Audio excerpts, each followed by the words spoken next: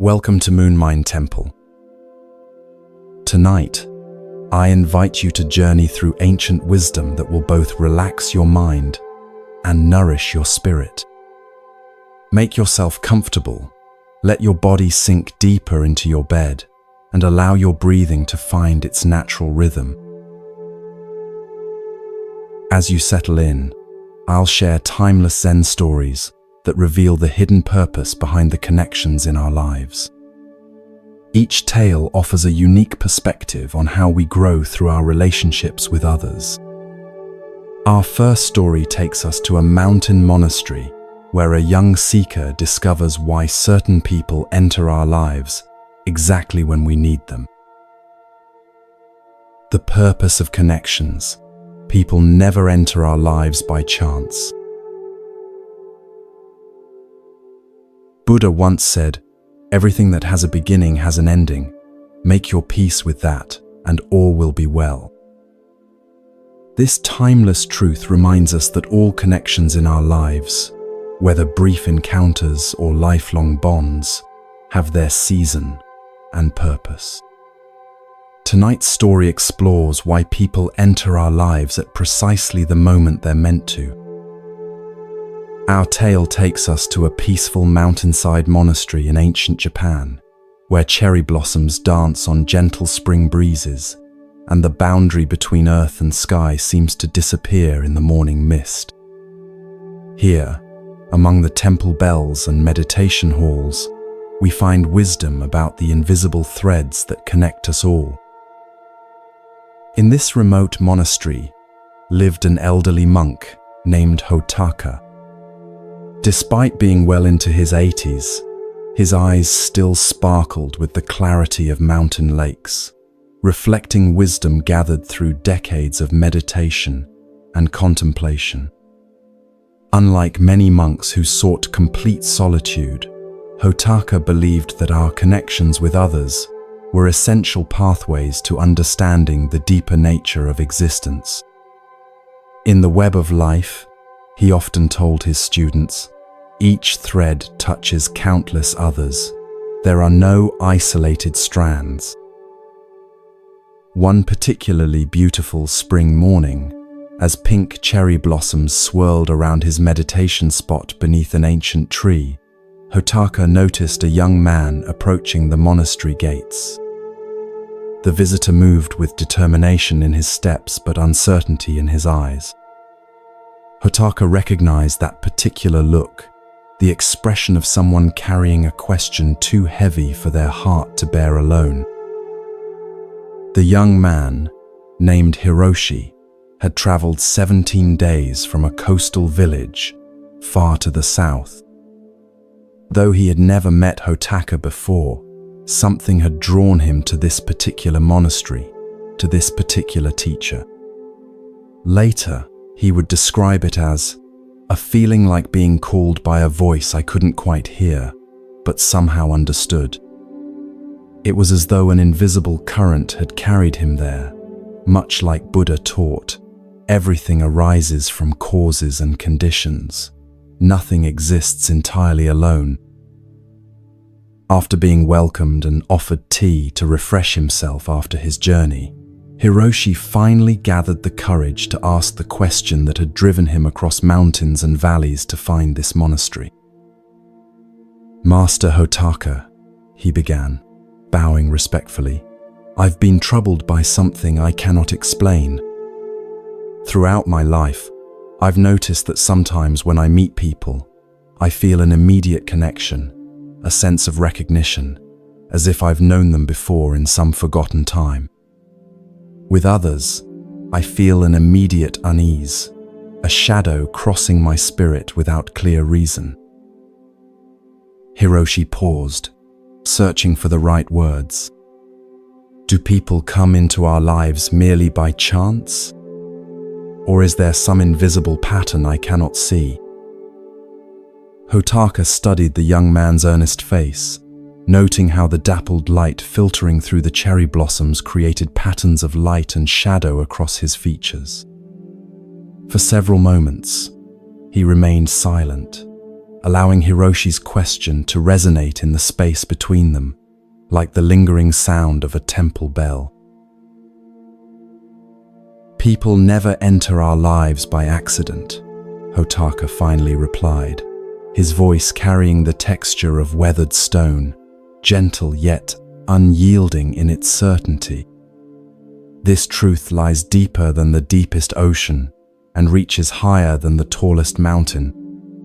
Each encounter is a thread in an invisible tapestry that began to be woven long before you drew your first breath." The Buddha taught us that, in this world, we are all connected. We have been each other's mothers, fathers, sisters, and brothers in countless past lives. This is not merely poetic language, but the actual nature of our existence. Rising slowly, his joints remembering the passage of 84 winters, Hotaka gestured toward the sky, above the monastery garden. "Observe the birds, young Hiroshi. They appear to fly freely, charting their own course through the endless blue. Yet each is supported by invisible currents of air that guide and shape their journey. We too are carried by currents invisible to the eye, the flowing rivers of karma, intention, and connection that began long before this life and continue beyond it. Nothing in this world happens without cause. No encounter is without purpose. As Buddha said, nothing ever exists entirely alone. Everything is in relation to everything else." Hiroshi considered this, watching the graceful movement of birds against the spring sky. The concept wasn't entirely new to him. Village elders had spoken of karma and interconnection, but he had never before considered how these invisible laws might be actively shaping the relationships in his life. "But Master," he asked, "if nothing is by chance, then why do some people bring such difficulty into our lives? Why do some connections feel like blessings, while others feel like burdens?" Hotaka smiled gently and motioned for Hiroshi to follow him into the monastery garden. The garden was a carefully tended masterpiece of simplicity, stones arranged with purpose, plants placed with intention, each element in harmonious relationship with all others. Morning dew still clung to leaf and petal, transforming ordinary plants into jeweled wonders in the early light. "Imagine your life as a garden," Hotaka said, gesturing to the space around them. "Every person who crosses your path is like a seed planted by the hand of destiny. Some grow like magnificent trees that provide shade and shelter through many seasons of your life." He pointed to a majestic maple that had clearly witnessed the passing of many generations. "Others," he continued, gesturing to a patch of wildflowers near the garden wall, "bloom brilliantly but briefly, present for just a season before they return to the earth. Yet their beauty changes you, and the garden remembers their presence in the soil itself." Hiroshi nodded, beginning to understand. He thought of the village elder who had guided him through childhood after his father's passing, a sturdy, reliable presence like the maple tree. And he remembered a traveling musician who had stayed in his village for just 3 days, yet whose songs had awakened in Hiroshi a longing for something beyond the boundaries of his small fishing community. They walked in silence for a moment, following a winding stone path that led to a small stream running through the garden. Hiroshi knelt beside the clear water, watching his reflection ripple and transform with the current. The face that looked back at him seemed different somehow, younger yet older, more vulnerable yet stronger. "But what about those who harm us?" he asked quietly, thinking of painful encounters and broken trust he had experienced. What purpose do they serve in this garden? Hotaka's eyes reflected a deep compassion born from his own encounters with suffering. Those who hurt us are often our most profound teachers, he said. They are like the sharp stones that line this very path beneath our feet. He bent down with surprising agility for his age and picked up a smooth stone from the edge of the stream. When you first step on a sharp stone, you feel only pain. But over time, the passing of countless feet smooths its edges. The stone remains a stone, but its relationship with those who walk the path transforms. Buddha taught, no one saves us but ourselves. No one can, and no one may. We ourselves must walk the path. The difficult people in our lives, the fisherman who ridiculed your dreams, the friend who betrayed your confidence, the stranger whose words cut like a knife, they each serve to shape your spirit in ways that gentle encounters cannot. They teach you where your path is not, helping you discover where it truly lies. Hiroshi considered this, remembering those who had caused him pain, and how each difficult encounter had ultimately strengthened his resolve or redirected his path in unexpected ways. There was truth in the old monk's words, though it was not an easy truth to embrace. I have often found, Hotaka continued softly, that the people who challenge us most are reflecting parts of ourselves we have not yet acknowledged or healed. The Buddha taught that you will not be punished for your anger, you will be punished by your anger. This wisdom reminds us that how we respond to difficult encounters shapes us more than the encounters themselves. The old monk led Hiroshi to a small wooden bench beneath a flowering plum tree, where they sat watching the patterns of light and shadow play across the garden. A few petals drifted down around them like gentle snow. There are fundamentally 3 types of people who enter the garden of your life, young Hiroshi. Understanding their nature may help you welcome each with appropriate gratitude. Hotaka paused beside a stone lantern, its subtle glow barely visible in the morning light, but still providing guidance along the path.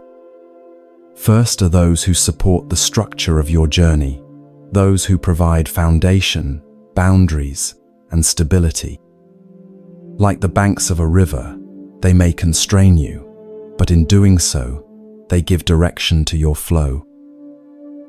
Then there are those who bring renewal, those who challenge your perceptions, introduce new ideas, or awaken dormant aspects of your spirit. Like spring rain on parched earth, they may disrupt your comfortable patterns, but they awaken new growth. Finally, there are the momentary guides, those who appear briefly at crucial junctures to illuminate a single step in your journey.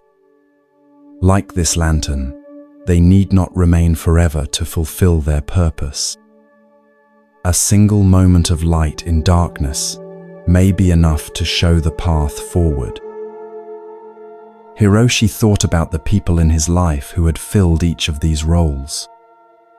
His mother, steadfast as the mountain itself. The wandering scholar who had taught him to read and opened worlds beyond his village.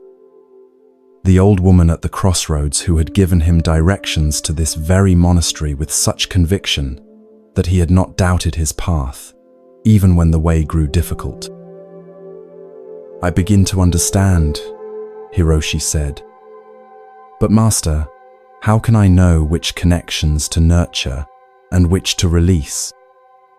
How do I discern the purpose of each person who enters my life?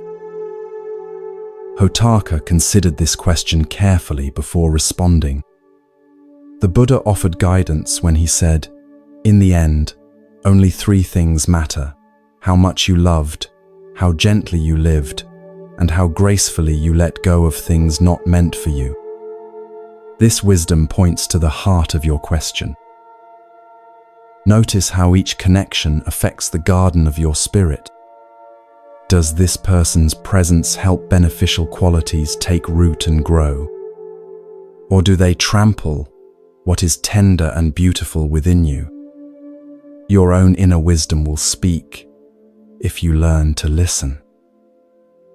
They sat in companionable silence for a time, watching the play of light and shadow across the garden as clouds passed overhead.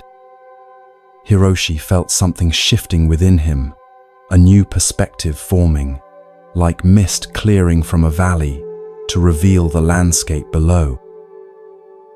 "There is one more thing," Hotaka said finally. "Just as others enter your garden with purpose, so too do you enter theirs. In some lives, you are the sturdy tree providing shelter. In others, you are the brief but brilliant bloom that awakens beauty. And in still others, you may be the challenging stone that ultimately smooths to become a step on someone else's path." The Buddha taught, thousands of candles can be lit from a single candle, and the life of the candle will not be shortened. Your presence in the lives of others can illuminate without diminishing your own light. Remember this, and move mindfully through the gardens you enter. As the day progressed, Hotaka shared more of the Buddha's wisdom about human connection. He spoke of how attachments can become suffering when we cling too tightly to relationships that have served their purpose. He explained the difference between love that liberates and desire that binds. And he taught Hiroshi practices to cultivate gratitude for each encounter, whether pleasant or challenging. When evening approached, casting long shadows across the monastery grounds, Hiroshi prepared to continue his journey. Though he had intended to stay only long enough to ask his question, he now felt reluctant to leave the peaceful presence of the old monk. "I have one final question, Master Hotaka," Hiroshi said, as they stood at the monastery gate. "How can I remember these teachings when I return to the busy world below, where it's so easy to believe that encounters are merely random and relationships are simply what we make of them?" Hotaka smiled and reached into his robe, removing a small pouch. From it, he took 3 small items: a perfectly smooth stone from the stream, a dried cherry blossom, preserved between layers of thin paper, and a tiny carved wooden lantern, no larger than Hiroshi's thumb. "Keep these with you," the monk said, placing them in Hiroshi's palm and gently closing his fingers around them. "When you doubt the purpose in your connections, when you question why someone has entered your life, remember the 3 types of encounter and look for the teaching each brings. And remember the Buddha's words, if you light a lamp for someone else, it will also brighten your path. The connections we nurture illuminate our way forward, even when the path seems dark."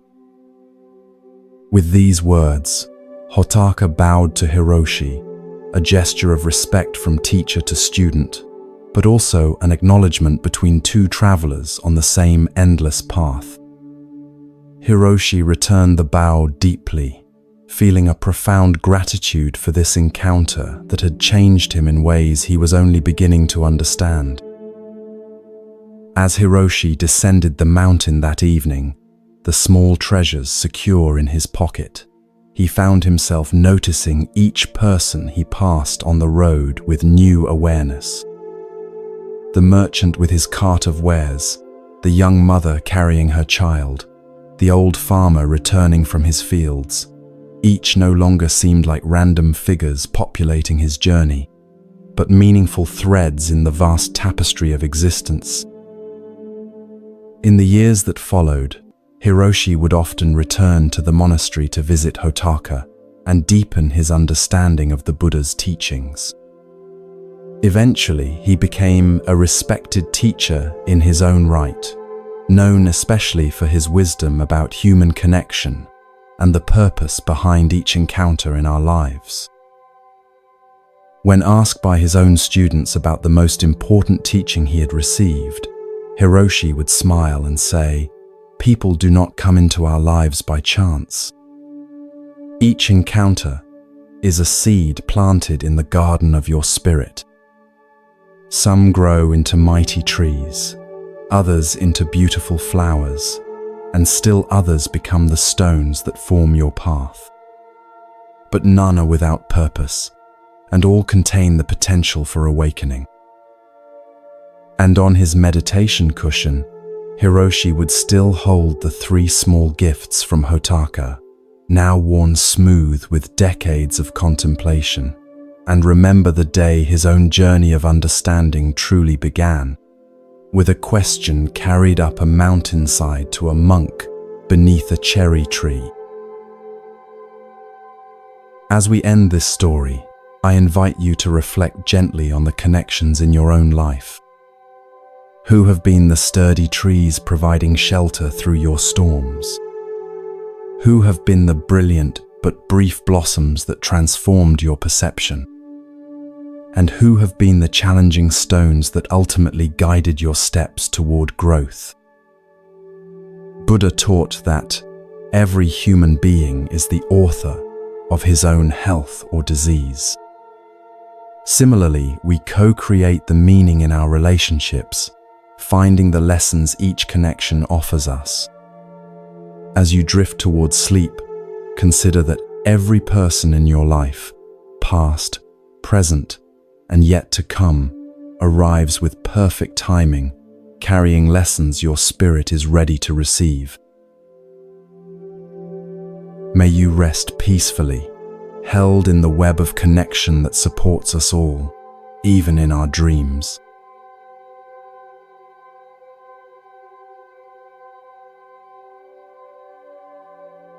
The wisdom of non-interference when helping hurts.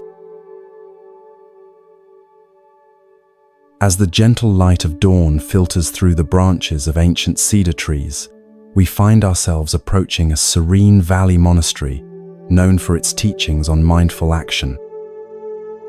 Take a slow, deep breath as we transition to this new setting.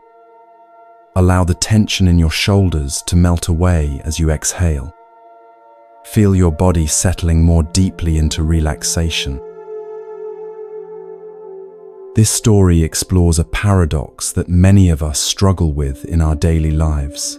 Sometimes our well-intentioned efforts to help others can actually cause harm. The Buddha expressed this wisdom beautifully when he said, "If you want others to be happy, practice compassion.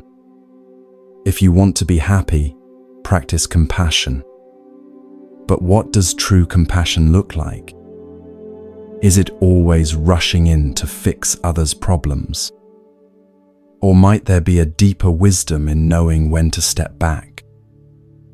In this peaceful monastery surrounded by flowing streams, lived the respected monk Noro, whose practical wisdom drew seekers from distant provinces.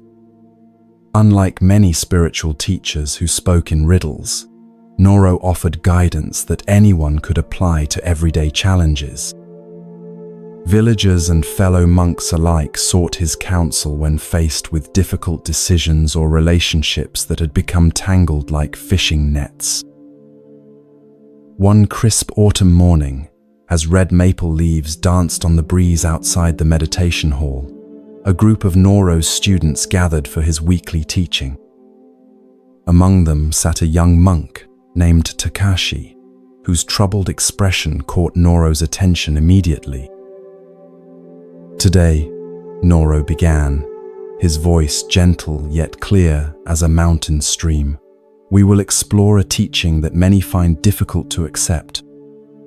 It is the wisdom of non-interference, of knowing when helping others is truly helpful, and when it may cause unexpected harm. Several students exchanged confused glances. Surely helping others was always good. Wasn't that the foundation of their spiritual practice? Noro smiled at their puzzled expressions.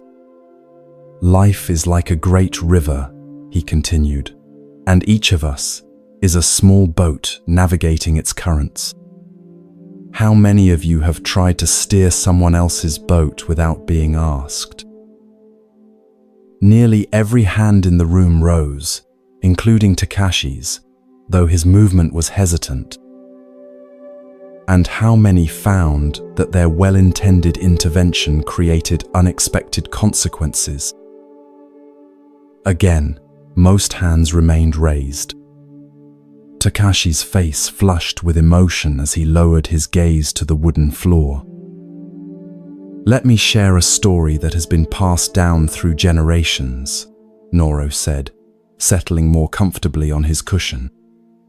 It concerns two childhood friends, Shun and Masu, who grew up together in a coastal village, much like the one many of you come from. From their earliest days, these two were inseparable, fishing together, celebrating festivals together, sharing both joys and sorrows as they grew into young men. Their bond was so strong that villagers often remarked it was like they shared one heart between two bodies. As adults, their paths diverged somewhat. Shun became a successful merchant with profitable trade routes to distant islands. Masu chose the life of a fisherman, following in his father's footsteps. Though their daily lives differed greatly, their friendship remained strong. One spring, terrible storms damaged many fishing boats and nets in the village. Masu, like many others, found himself in serious financial difficulty. The repairs to his boat would cost more than he could afford, and without it, he could not support his family. Masu was proud, however, too proud to ask for help, even from his closest friend.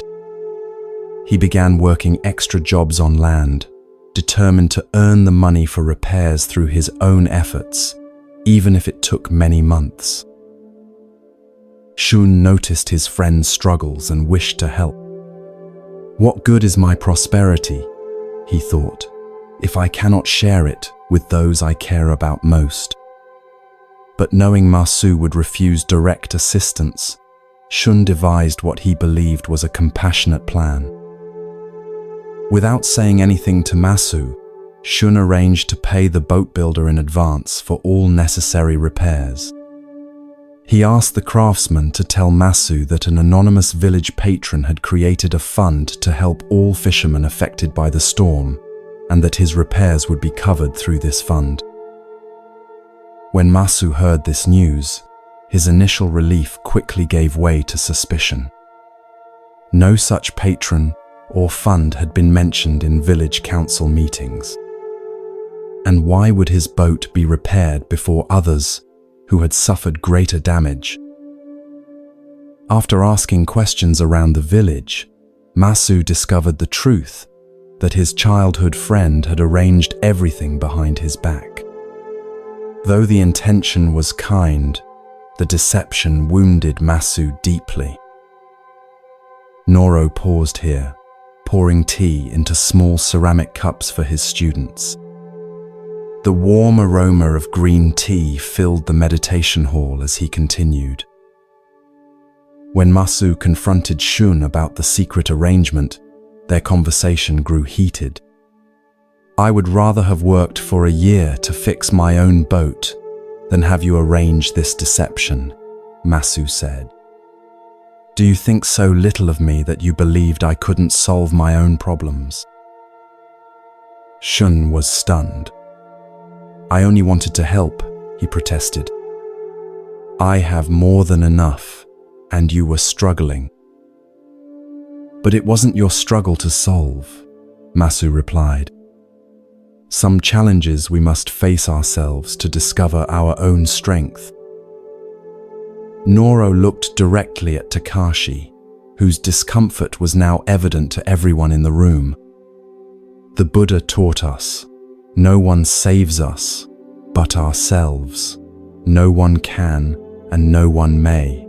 We ourselves must walk the path. This wisdom reminds us that each person must discover their own way forward. What happened to their friendship? One of the younger students asked.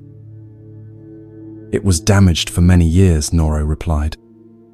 Though they eventually reconciled, something had shifted between them. The balanced exchange that had characterized their friendship was disrupted. Masu felt diminished by Shun's actions, even though they came from a place of genuine care. But surely it's better to have a repaired boat than to struggle, another student questioned. Is it? Noro asked gently. Consider what Masu lost in this exchange. He lost the opportunity to overcome a significant challenge through his own efforts. He lost the confidence that would have come from solving his own problem. And perhaps most importantly, he lost trust in the one relationship he had always counted on, to be honest. The Buddha taught that suffering is our greatest teacher. When we rush to remove another's suffering without being asked, we may unintentionally deprive them of important lessons they need to learn. Takashi could remain silent no longer. Master Noro, he said, his voice barely above a whisper, I think I have made this mistake recently.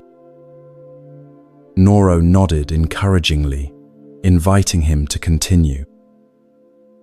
My younger sister has been struggling to pass her examinations to become a healer, Takashi explained. Without telling her, I spent many evenings rewriting her study materials in simpler language, believing I was helping her. Last week, she discovered what I had done, and instead of being grateful, she was upset. She said I made her feel incapable, like I didn't believe she could succeed on her own. Now I understand her reaction, Takashi continued. I wasn't respecting her journey. I was imposing my solution without being asked. Noro smiled warmly at the young monk's insight. This brings us to the heart of today's teaching. The Buddha instructed his followers to practice karuna, compassionate action. But true compassion requires wisdom about when to act and when to wait. If someone is drowning and calls for help, by all means, extend your hand without hesitation. But if someone is learning to swim and struggling with difficult currents, watching with supportive presence while they find their own strength may be the greater kindness. A soft rain had begun to fall outside, its gentle patter on the temple roof creating a soothing rhythm. The students sat in contemplative silence, absorbing the teaching through this natural meditation.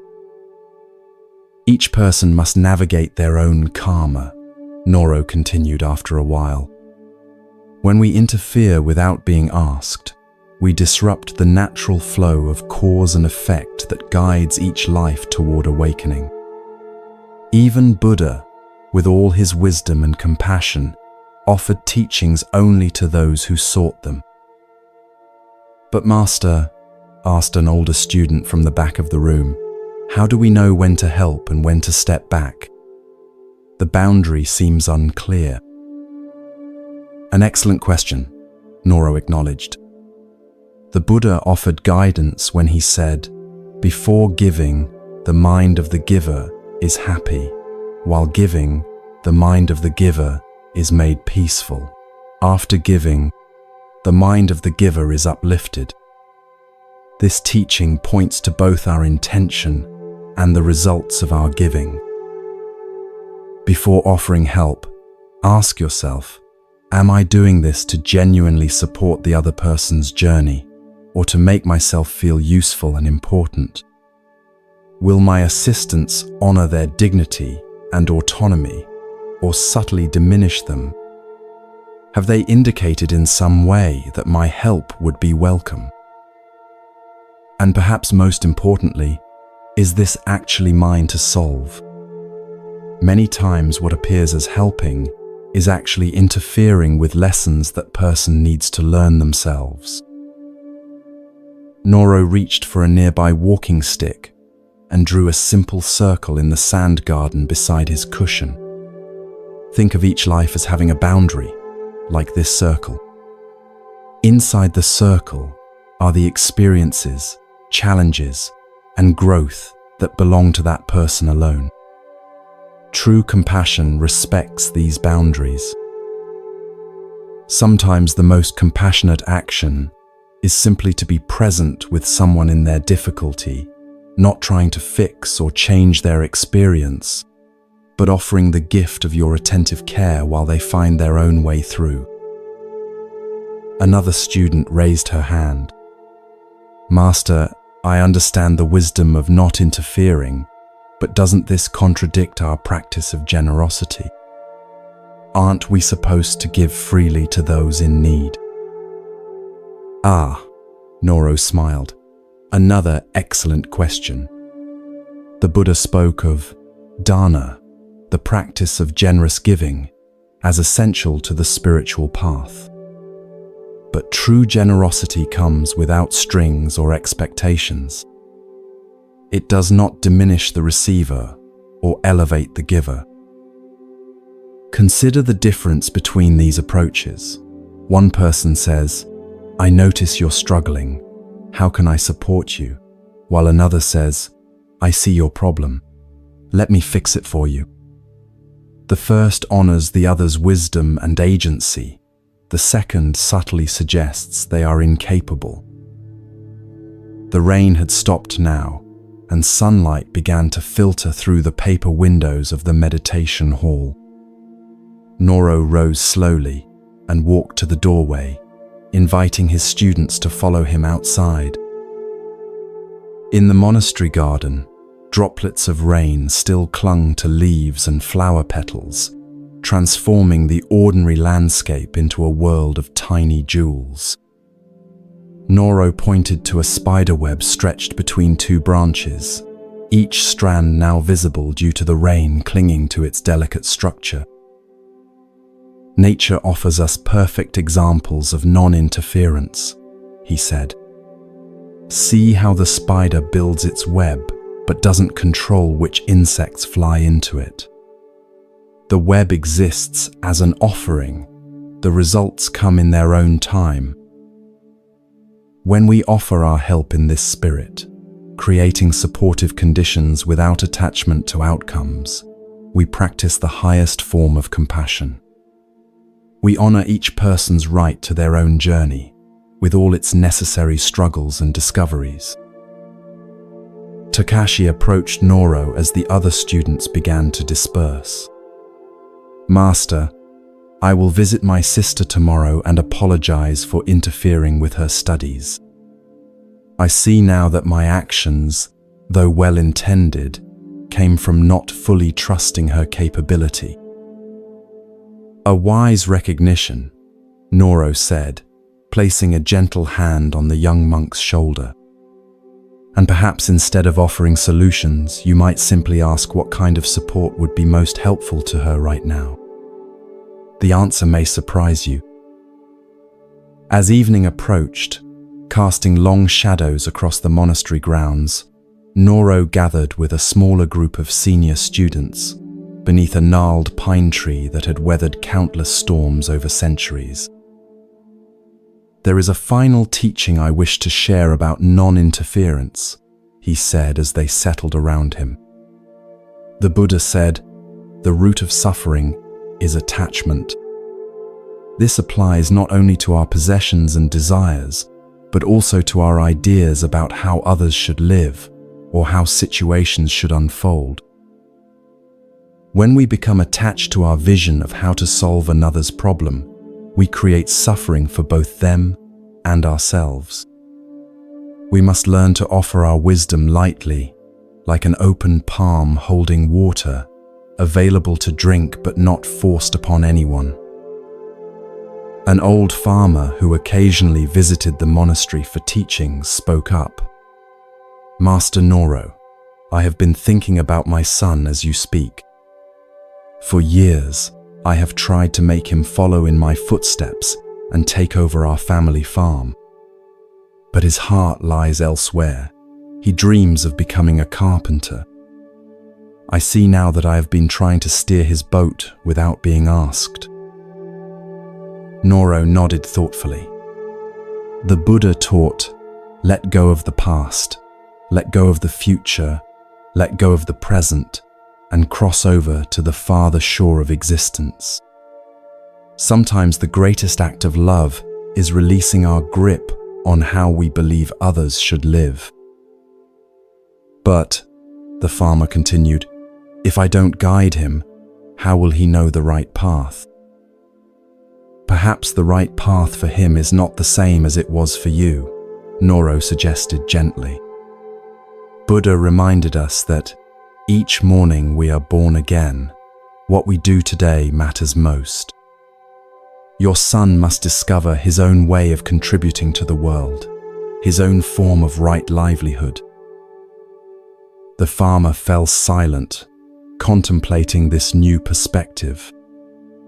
Around the circle, others began sharing their own experiences, times when well-meaning help had caused harm, or when stepping back had allowed someone to find unexpected strength. As the stars began to emerge in the evening sky, a young woman who lived in the village below the monastery spoke of her elderly mother. She has become forgetful and sometimes struggles with daily tasks. I have been taking over more and more of her responsibilities, thinking I was helping. But recently, I've noticed she seems sadder, less engaged with life. Perhaps, Noro suggested, there are ways to support her that preserve her dignity and sense of purpose. Instead of doing things for her, could you find ways to do things with her? Or modify tasks so she can still participate in meaningful ways? The woman's eyes widened with recognition. Yes, I see now. I've been helping in a way that makes her feel useless, when I could be helping in a way that honors what she can still contribute. The Buddha taught that health is the greatest gift, contentment is the greatest wealth. True help maintains both the physical well-being and the inner wealth of contentment that comes from feeling capable and valued. As the gathering concluded, Noro shared one final story that had been passed down through generations of Buddhist teachers. Long ago, a man noticed a butterfly struggling to emerge from its chrysalis. The butterfly was working very hard, and the man felt compassion for its struggle. Wanting to help, he gently used a small knife to widen the opening of the chrysalis, making it easier for the butterfly to emerge. The butterfly came out quickly with a swollen body and small, shriveled wings. The man expected that at any moment, the wings would expand to support the butterfly's body. But that never happened. What the man didn't understand was that the butterfly needed the struggle of pushing through the tight chrysalis to force fluid from its body into its wings. Without that struggle, the butterfly could never fly. His help left the butterfly grounded for life. This is perhaps the clearest illustration of our teaching today, Noro concluded. Sometimes the very struggle we wish to remove for another person is precisely what they need to develop their strength. Our compassionate restraint, allowing others to face their necessary challenges, can be the greatest gift we offer. As darkness fell completely over the monastery, the gathering dispersed with much to contemplate. the simple teaching had revealed itself to be profoundly relevant to countless situations in their daily lives. Takashi remained behind, helping Noro extinguish the lanterns around the meditation hall. "Master," he said quietly, "I've been thinking about my sister again. If I hadn't interfered with her studies, she might have developed her own methods for understanding the difficult material, methods that would have served her better than mine." "Yes," Noro agreed. "And there's something else to consider. By struggling with the material herself, she would gain not just knowledge, but confidence in her ability to overcome challenges. That confidence might serve her even more than the information itself when she faces difficult cases as a healer." "I see that now," Takashi nodded. "The Buddha's words about being our own refuge make more sense to me. We must each discover our own inner strength." "Exactly so," Noro smiled. "The Buddha taught, just as a solid rock is not shaken by the storm, even so the wise are not affected by praise or blame. When we solve our own problems, we develop that unshakable inner foundation. As you drift deeper towards sleep, consider this ancient wisdom in your own life. Are there situations where your desire to help might actually be depriving someone of an important growth experience? Could stepping back while remaining supportively present be the greater gift in some relationships? The Buddha's teaching that all beings are the owners of their karma reminds us that each person must be allowed to navigate their own journey with all its necessary lessons. True compassion honors this reality rather than trying to circumvent it. May you rest peacefully tonight, holding this wisdom of knowing when to act and when to simply be present. May your relationships be characterized by respect for each person's unique path. And may you find the perfect balance between offering support and honoring others' need to grow through their own efforts.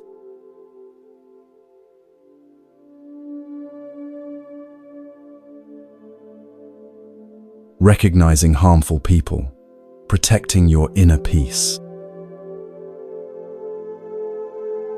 As our journey continues, the peaceful glow of evening lanterns guides us to a remote mountain temple, where the air is crisp and the distant sound of rushing water creates a natural melody for meditation.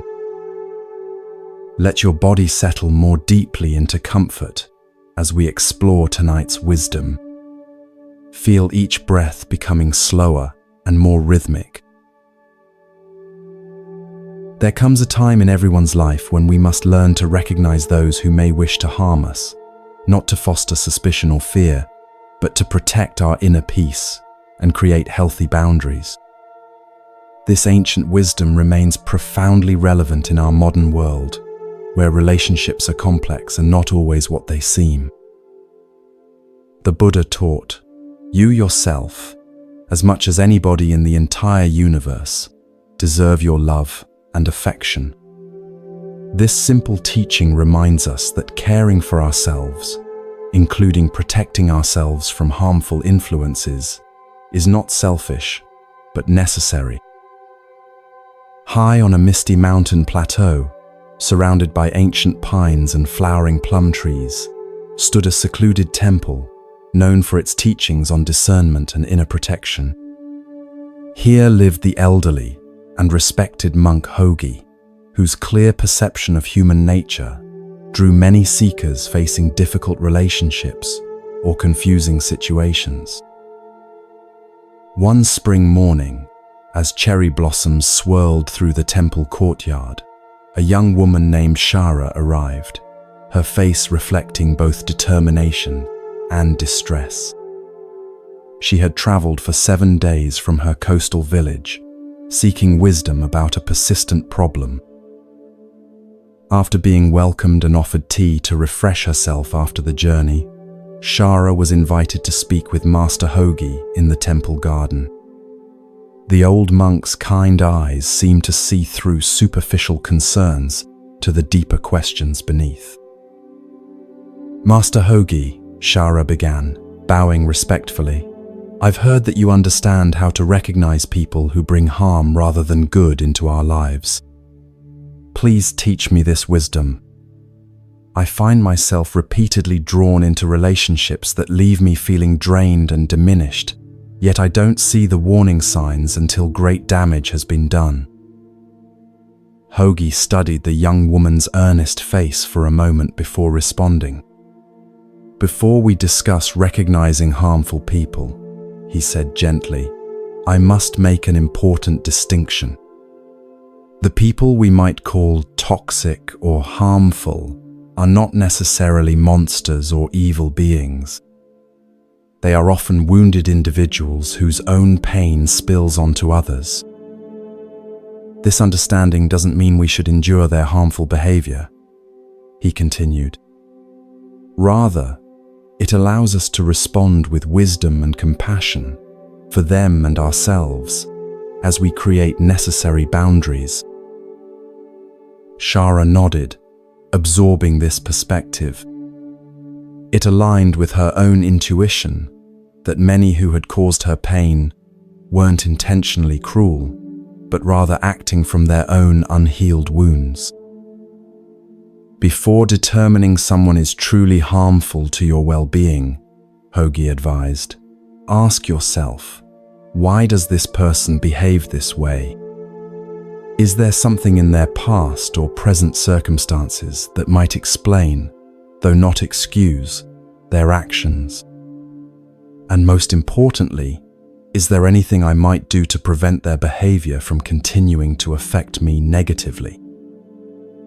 Only after honest reflection on these questions should you consider whether maintaining distance is the wisest choice for preserving your peace.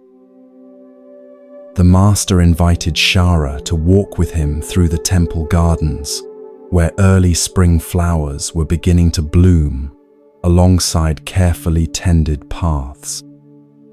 The natural beauty created a perfect setting for absorbing difficult truths with a peaceful heart. "Now," Hogi said, "let me share the signs that can help you recognize when someone might be harmful to your well-being.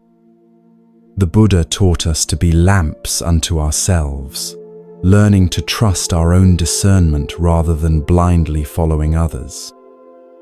These signs will help illuminate what you likely already sense, but perhaps have been taught to ignore. The first sign to watch for is constant manipulation," he began. "Imagine someone who subtly distorts reality to achieve their goals, making you question your own perceptions and memories." Hogi stooped to point out a vine that had wrapped itself around a young tree, slowly constricting its growth. Like this vine, manipulation is often gradual and difficult to notice until significant damage has occurred. The manipulator might use lies, selective truth-telling, or emotional pressure to control you. For example, he continued, consider a colleague who tells you that others speak poorly of your work and suggests you decline an opportunity, supposedly for your own good. Later, you discover they wanted the opportunity for themselves. Their seeming concern masked their true motive of removing you as competition. Shara's eyes widened with recognition. "I worked with someone exactly like that," she said quietly. "I always felt confused after our conversations, questioning decisions I'd previously been certain about." Hogi nodded. "The Buddha taught, 3 things cannot be long hidden: the sun, the moon, and the truth. Trust your confusion as a signal. When someone's words or actions consistently leave you feeling disoriented, Your inner wisdom is trying to alert you to a discrepancy between what appears to be and what truly is. They walked on, following a stream that wound through the garden. The water flowed smoothly in some places and tumbled over rocks in others, yet always continued its journey forward. The second sign, Hogi continued, is a lack of genuine empathy. While many people might seem caring on the surface, those who are truly harmful often reveal a fundamental inability to care about others' feelings or experiences. This doesn't mean they never show concern, he clarified. Rather, their concern appears selectively, usually when they need something from you or when others are watching. When you're suffering and there's nothing to be gained by supporting you, their true nature becomes apparent through their indifference. Shara thought of a friend who had seemed deeply interested in her life during social gatherings but was consistently unavailable when she faced genuine difficulties. The pattern had been there all along, but she had made excuses for it rather than accepting what it revealed. The Buddha said, "There is no fear for one whose mind is not filled with desires."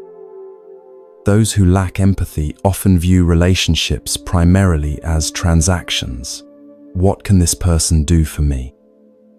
When you cease to be useful for their desires, their seeming care evaporates. They paused by a stone lantern, marking a fork in the garden path. Hogi chose the route that led higher up the mountainside, where they could look out over the valley below. The physical ascent mirrored the raising of awareness that was occurring through their conversation. The third sign to be mindful of, the monk continued, is someone who habitually creates conflict. Even in situations where harmony prevails, this person seems to thrive on tension and disagreement. They may spread rumors, create misunderstandings between friends, or constantly find fault where none exists. Why would anyone want to create conflict? Shara asked, genuinely puzzled. Some people feel more secure in chaotic environments because they grew up in them, Hogi explained. Others use conflict to manipulate outcomes or distract from their own behavior. And some, sadly, enjoy the power they feel when disrupting others' peace. The Buddha taught that hatred is never appeased by hatred in this world. By non-hatred alone is hatred appeased. This wisdom doesn't mean we should continue exposing ourselves to those who sow discord. Rather, it guides us to respond without adding our own hatred to the situation as we create appropriate distance. They reached a stone bench overlooking a spectacular view of the valley. Below them, the world seemed to unfold like a living map, villages nestled among rice fields, rivers threading their way through forests, and in the far distance, the shimmer of the ocean. This broader perspective offered a perfect metaphor for the wisdom Hogi was sharing. The fourth sign, he said as they sat together, is an excessive need for control. Some people cannot allow others to make their own choices or live according to their own values. They may criticize your decisions, offer constant, unsolicited advice, or even actively interfere with your plans. I recognize this one clearly, Shara admitted. My former partner couldn't accept when I made decisions independently. He would question everything from how I dressed to which friends I spent time with, always suggesting his way was better. Yes, Hogi nodded, and such control often begins subtly, presented as care or concern, before gradually increasing until your autonomy has been seriously compromised. The Buddha taught, "No one saves us, but ourselves. No one can, and no one may. We ourselves must walk the path." Those who truly care for us respect our right to navigate our own journey, even when they might choose differently. A gentle breeze carried the scent of pine and distant flowers as they sat in comfortable silence for a few moments. Shara was processing how these insights applied to relationships in her life, both past and present. The clarity was both painful and liberating. The fifth sign, Hogi continued, is chronic dishonesty. While everyone occasionally fails to be entirely truthful, harmful people often maintain elaborate webs of deceit. They may lie even when the truth would serve them better, simply because deception has become their default way of relating to others. How can we determine if someone is chronically dishonest? Shara asked. Lies can be difficult to detect, especially from someone skilled at deception. Trust your instincts, Hogi advised. When stories don't quite align or explanations seem unnecessarily complex, your intuition often recognizes the discrepancy before your conscious mind can articulate it. The Buddha encouraged his followers to question everything, even his own teachings, and to verify truth through their own experience rather than accepting claims on authority alone. Also, he added with gentle humor, those who are dishonest typically can't maintain consistency over time. As another Buddhist teaching states, 3 things cannot long be hidden: the sun, the moon, and the truth. They began walking again, following a path that wound through a bamboo grove where shafts of sunlight created patterns of light and shadow on the ground. The straight, strong bamboo stems served as a reminder of integrity, of living in alignment with one's true nature. The 6th sign to be mindful of, Hogi continued, is someone who consistently violates boundaries. After you've clearly expressed a limit or preference, they repeatedly disregard it, perhaps dismissing your concerns as unimportant or accusing you of being too sensitive. This disrespect for boundaries can manifest in small ways, like interrupting when you speak or borrowing things without asking. Or it may appear in more significant violations, such as sharing personal information you've asked them to keep private. In either case, the pattern reveals a fundamental lack of respect for your autonomy. Shara nodded, remembering how her boundaries had often been treated as unreasonable restrictions rather than legitimate needs. I see now that respecting boundaries is about basic respect for another person, she reflected. Precisely, Hogi affirmed. The Buddha taught the principle of ahimsa, non-harm, as a foundation for all relationships. Honoring another's boundaries is a fundamental expression of this principle. As they emerged from the bamboo grove, they entered a garden of medicinal plants, each carefully tended for its healing properties.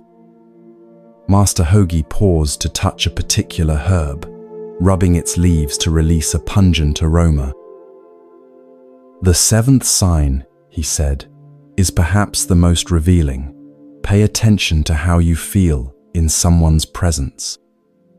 Do you consistently feel diminished, anxious, or exhausted after interacting with them?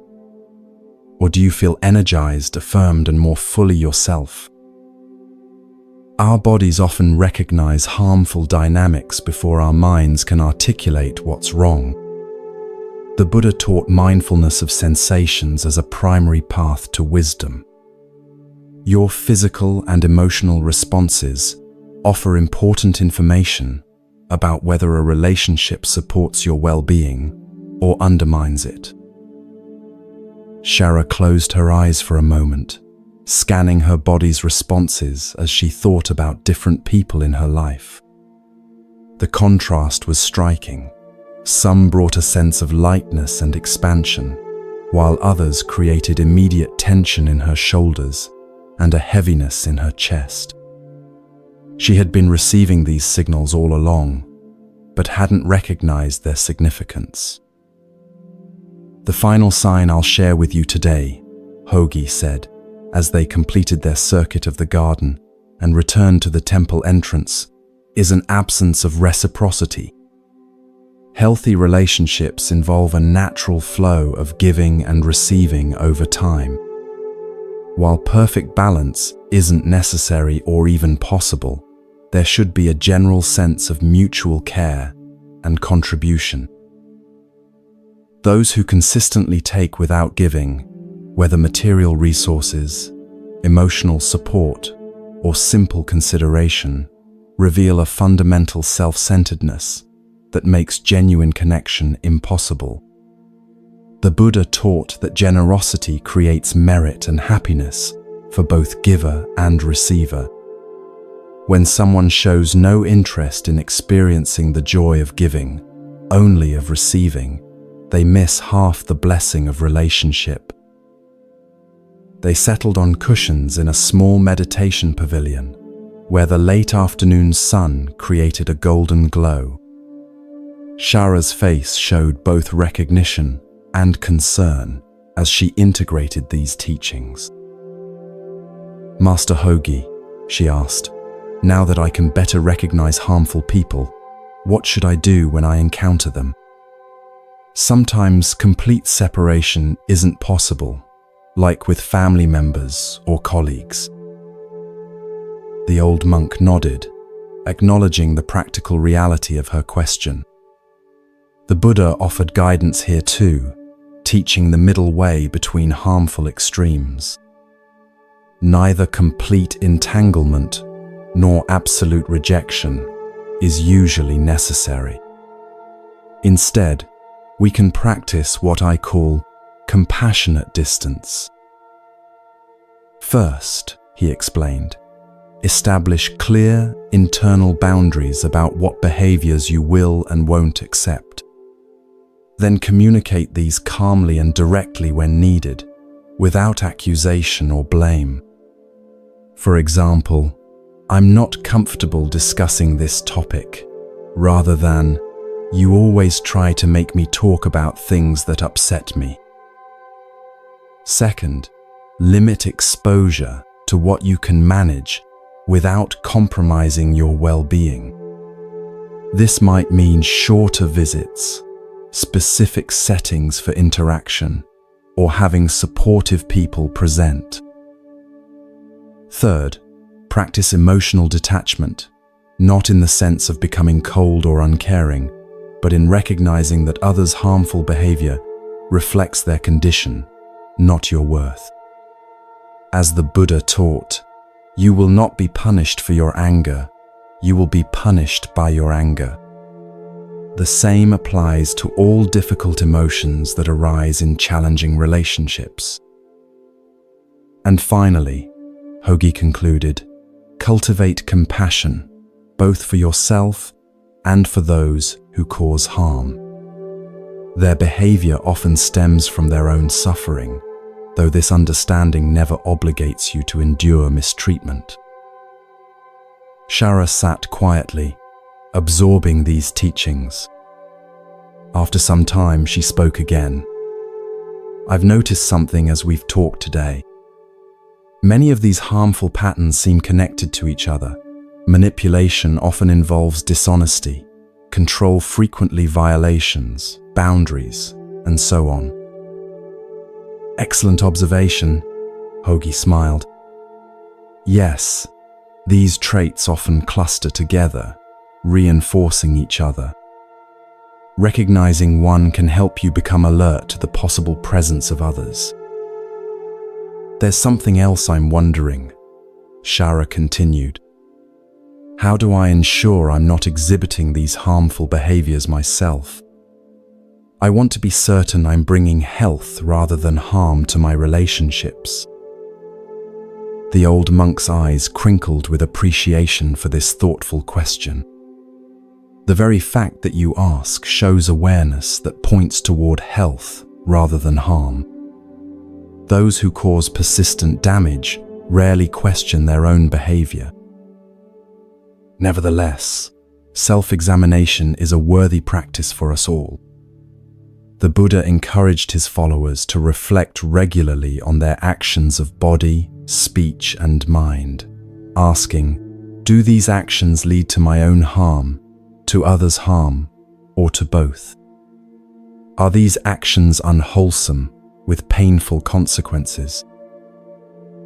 If the answer is yes, such actions should be recognized and abandoned.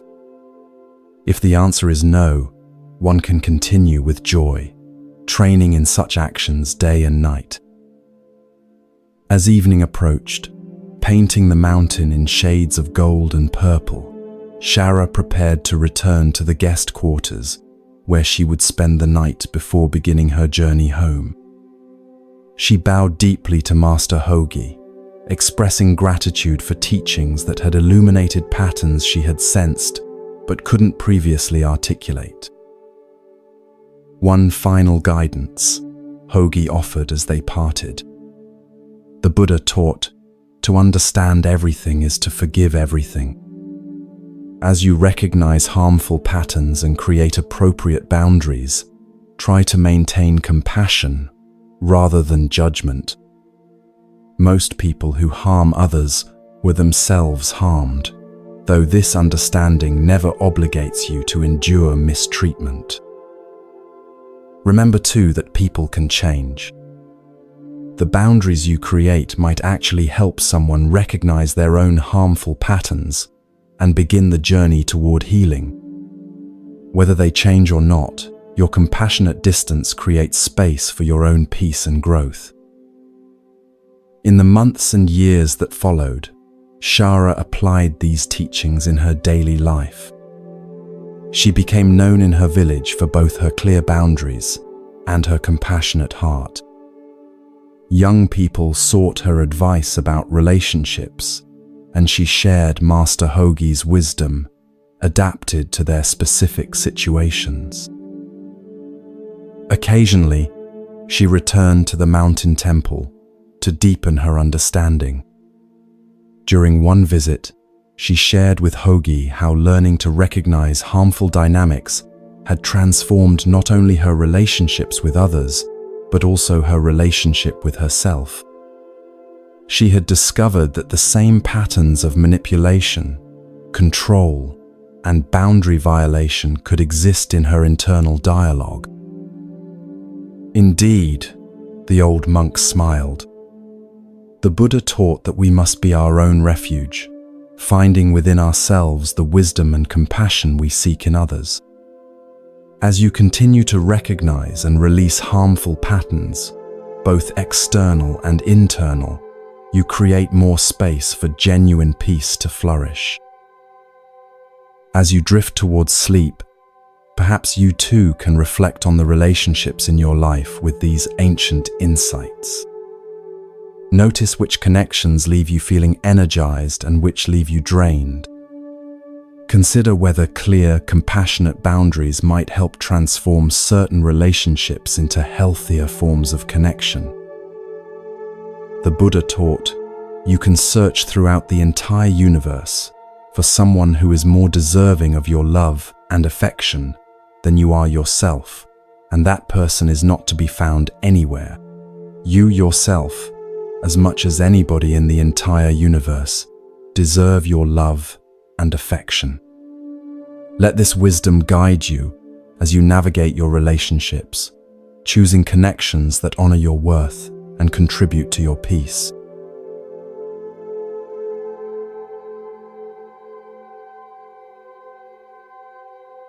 The richness of true connection, finding peace with few friends.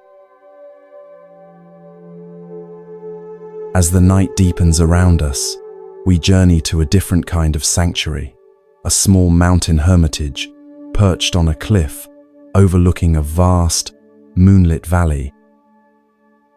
Allow yourself to settle even more deeply into comfort as we explore tonight's wisdom. With each breath, feel your body becoming heavier, your mind growing quieter. In a world that often measures success by the quantity of our connections, followers, friends, professional networks, there is profound Buddhist wisdom about finding deeper fulfillment through fewer, more meaningful relationships. Tonight's story explores why having just a few true friends might be not just sufficient, but actually preferable for genuine happiness and inner peace. The Buddha taught, "A true friend is one who stands by you in your hour of need." This simple teaching points to quality over quantity, to the transformative power of even a single authentic connection in our lives. High on a remote mountainside, accessible only by a narrow path that wound through cedar forests and rocky outcroppings, lived the monk Kobo. Unlike many spiritual teachers who gathered large followings, Kobo preferred solitude and simplicity, meeting with just a few dedicated students and occasionally receiving travelers seeking specific guidance. His small hermitage consisted of a meditation hall, a modest kitchen, and a few sleeping quarters for visitors. Though simple in its design, the space radiated a profound sense of peace that visitors often remarked upon. Something about the atmosphere invited deep reflection and honest conversation. One autumn day, as crimson and gold leaves danced on mountain breezes, a young woman named Alina arrived at the hermitage. She had traveled from a bustling coastal city, seeking wisdom about a problem that troubled her deeply. After being welcomed with tea and a simple meal, Alina was invited to speak with Kobo in the hermitage garden. Unlike the carefully manicured gardens of larger temples, this space had a wild beauty, native plants growing in natural patterns, stone pathways that followed the contours of the land, and stunning views of the valley below. "Master Kobo," Alina began, her voice betraying her uncertainty, "I've come because something feels wrong with my life, but I cannot pinpoint what it is. I have a good position as a merchant's assistant, enough money for my needs, and reasonable health. Yet I feel a persistent loneliness that nothing seems to ease." "Tell me more about this loneliness," Kobo invited, his weathered face kind but unreadable. "Well," Alina continued, "when I look around, everyone else seems to have many friends. Their days are filled with social gatherings, their festivals spent with large groups. I have only 2 close friends, and sometimes weeks pass when I see no one outside my workplace. Is there something wrong with me that I cannot attract and maintain more friendships?" Kobo considered her words carefully before responding. His teaching style was never rushed. He believed wisdom emerged in the spaces between words as much as in the words themselves. "Alina," he finally said, "friendship is indeed a precious gift. But your happiness shouldn't be measured by how many friends you have. I would like to share with you why having few friends, or even none at all, is not something to worry about and may actually be an advantage." He gestured for her to follow him to a stone bench overlooking the valley. As they sat down, the vast panorama before them, mountains, forests, the distant shimmer of a river, created a perfect backdrop for contemplating life's broader perspective. "First," Kobo began, "consider that relationships and human bonds should be measured in terms of quality rather than quantity. The Buddha taught, if you find a wise critic to point out your faults, follow him as you would a guide to hidden treasure. This suggests that a single friend who helps us see ourselves clearly is worth more than many who simply echo what we want to hear. Kobo reached for a small teapot that had been warming near a stone lantern. He poured a single cup and offered it to Alina. "Notice this teacup," he said. "It doesn't try to hold all the tea in the world, just enough for this moment, this connection. Would you rather have 100 shallow pools that dry up in summer heat, or one deep well that provides cool water, even in drought?" Alina looked thoughtfully at the cup in her hands, considering the metaphor. "I have always assumed more was better," she admitted. "But you're suggesting that depth might be more valuable than breadth when it comes to relationships." "Exactly," Kobo nodded. "Having fewer friends guarantees a certain degree of freedom and authenticity. You can be yourself without restriction or external influence. Many people exhaust themselves trying to maintain a social image across numerous relationships, always appearing happy, successful, and agreeable, even when they don't feel that way. The Buddha taught, better than 1,000 hollow words is one word that brings peace. Similarly, better than 1,000 hollow connections is one relationship where you can be fully yourself, speaking truth without fear of judgment or rejection. Alina reflected on her two close friendships, with her childhood neighbor May and her cousin Jiro. With them, she never felt the need to pretend or impress. Their conversations flowed easily, moving between light-hearted banter and profound questions about life. The contrast with her more surface-level work relationships was striking.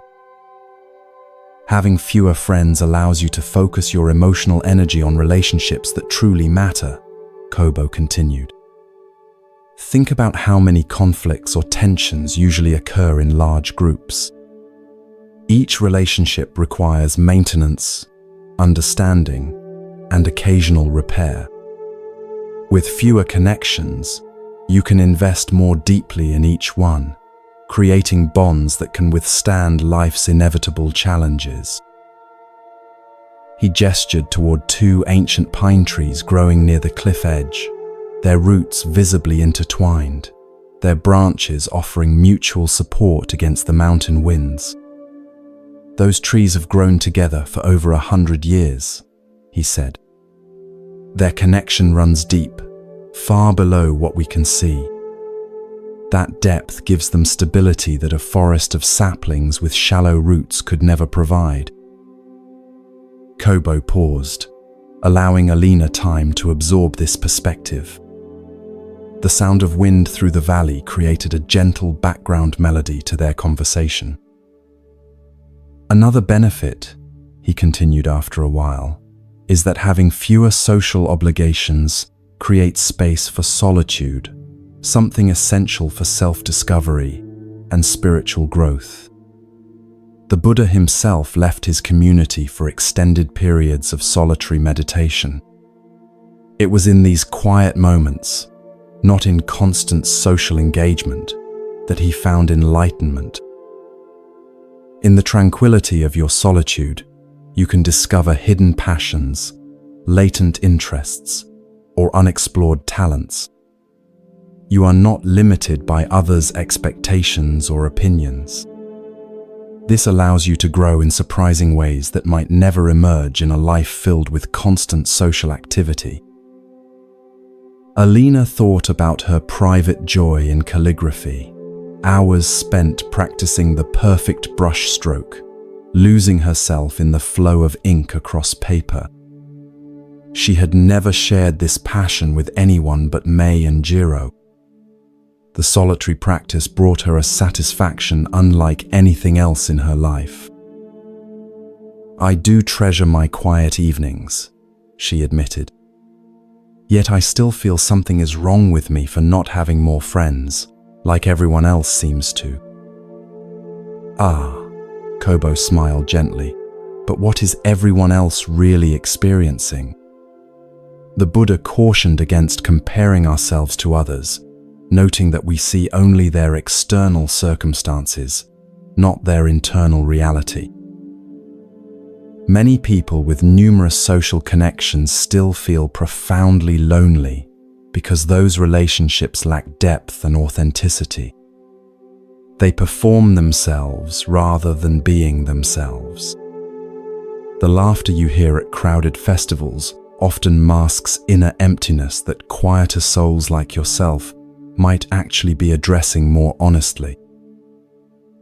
The sun was beginning to set now, painting the valley in shades of amber and purple. A cool breeze carried the scent of pine and distant wood smoke. Kobo and Alina sat in comfortable silence for a time, watching the transformation of light across the landscape. "Having fewer close ties allows for greater freedom in life choices," Kobo said after a while. "Imagine receiving an opportunity to study with a master calligrapher in a distant province. With few attachments, you could follow this calling without the complicated web of obligations that might otherwise hold you back." The Buddha taught that attachment is a primary source of suffering. This doesn't mean we should avoid meaningful connections, but rather that we should hold them lightly, allowing both ourselves and others the freedom to follow our true paths. Alina nodded, remembering how her friend May had recently moved to pursue her dream of becoming a healer. Though Alina missed her daily presence, their friendship had easily accommodated the change. They now exchanged letters full of deeper reflections than their previous casual conversations had contained. The distance had, paradoxically, created a new dimension of intimacy. "There's something else to consider," Kobo added. "People who are content with fewer friends often possess certain admirable qualities. They tend to be more self-sufficient, thoughtful, and authentic. They don't settle for superficial connections, but wait patiently for relationships that truly resonate with their values and interests." The Buddha praised qualities like discernment and mindfulness, the ability to make wise choices about where we invest our energy. By being selective about your relationships, you're actually practicing these spiritual virtues. As darkness began to enfold the mountains, Kobo lit a small lantern that cast a warm glow over their conversation. The stars appeared one by one in the vast sky above them, countless yet distinct, each with its own particular light. "Consider your two close friends," Kobo suggested. "What qualities make these relationships meaningful to you? What needs do they fulfill that a dozen casual acquaintances could not?" Alina reflected thoughtfully. "With May and Jiro, I never have to pretend. They know my flaws and love me anyway. We can share silence as comfortably as conversation. And they challenge me to grow rather than just making me feel good about myself as I am. Those are the markers of true friendship," Kobo affirmed. The Buddha described a true friend as one who stands by you in your hour of need. He didn't measure friendship by frequency of contact or shared activities, but by depth of commitment and mutual growth. In Western traditions, Aristotle spoke of 3 types of friendship: those based on utility, those based on pleasure, and those based on virtue. Only the last type, where friends help each other become better people, brings lasting fulfillment. These relationships are naturally rare because they require both parties to value truth over comfort. Alina found herself thinking about her workplace acquaintances. Most of those relationships were indeed based on utility, mutual assistance with tasks, shared information about opportunities, social connections that might prove advantageous. They served their purpose but left her feeling strangely empty. "I think I understand," she said slowly. "But how do I stop feeling that something is wrong with me when I see others with their large social circles?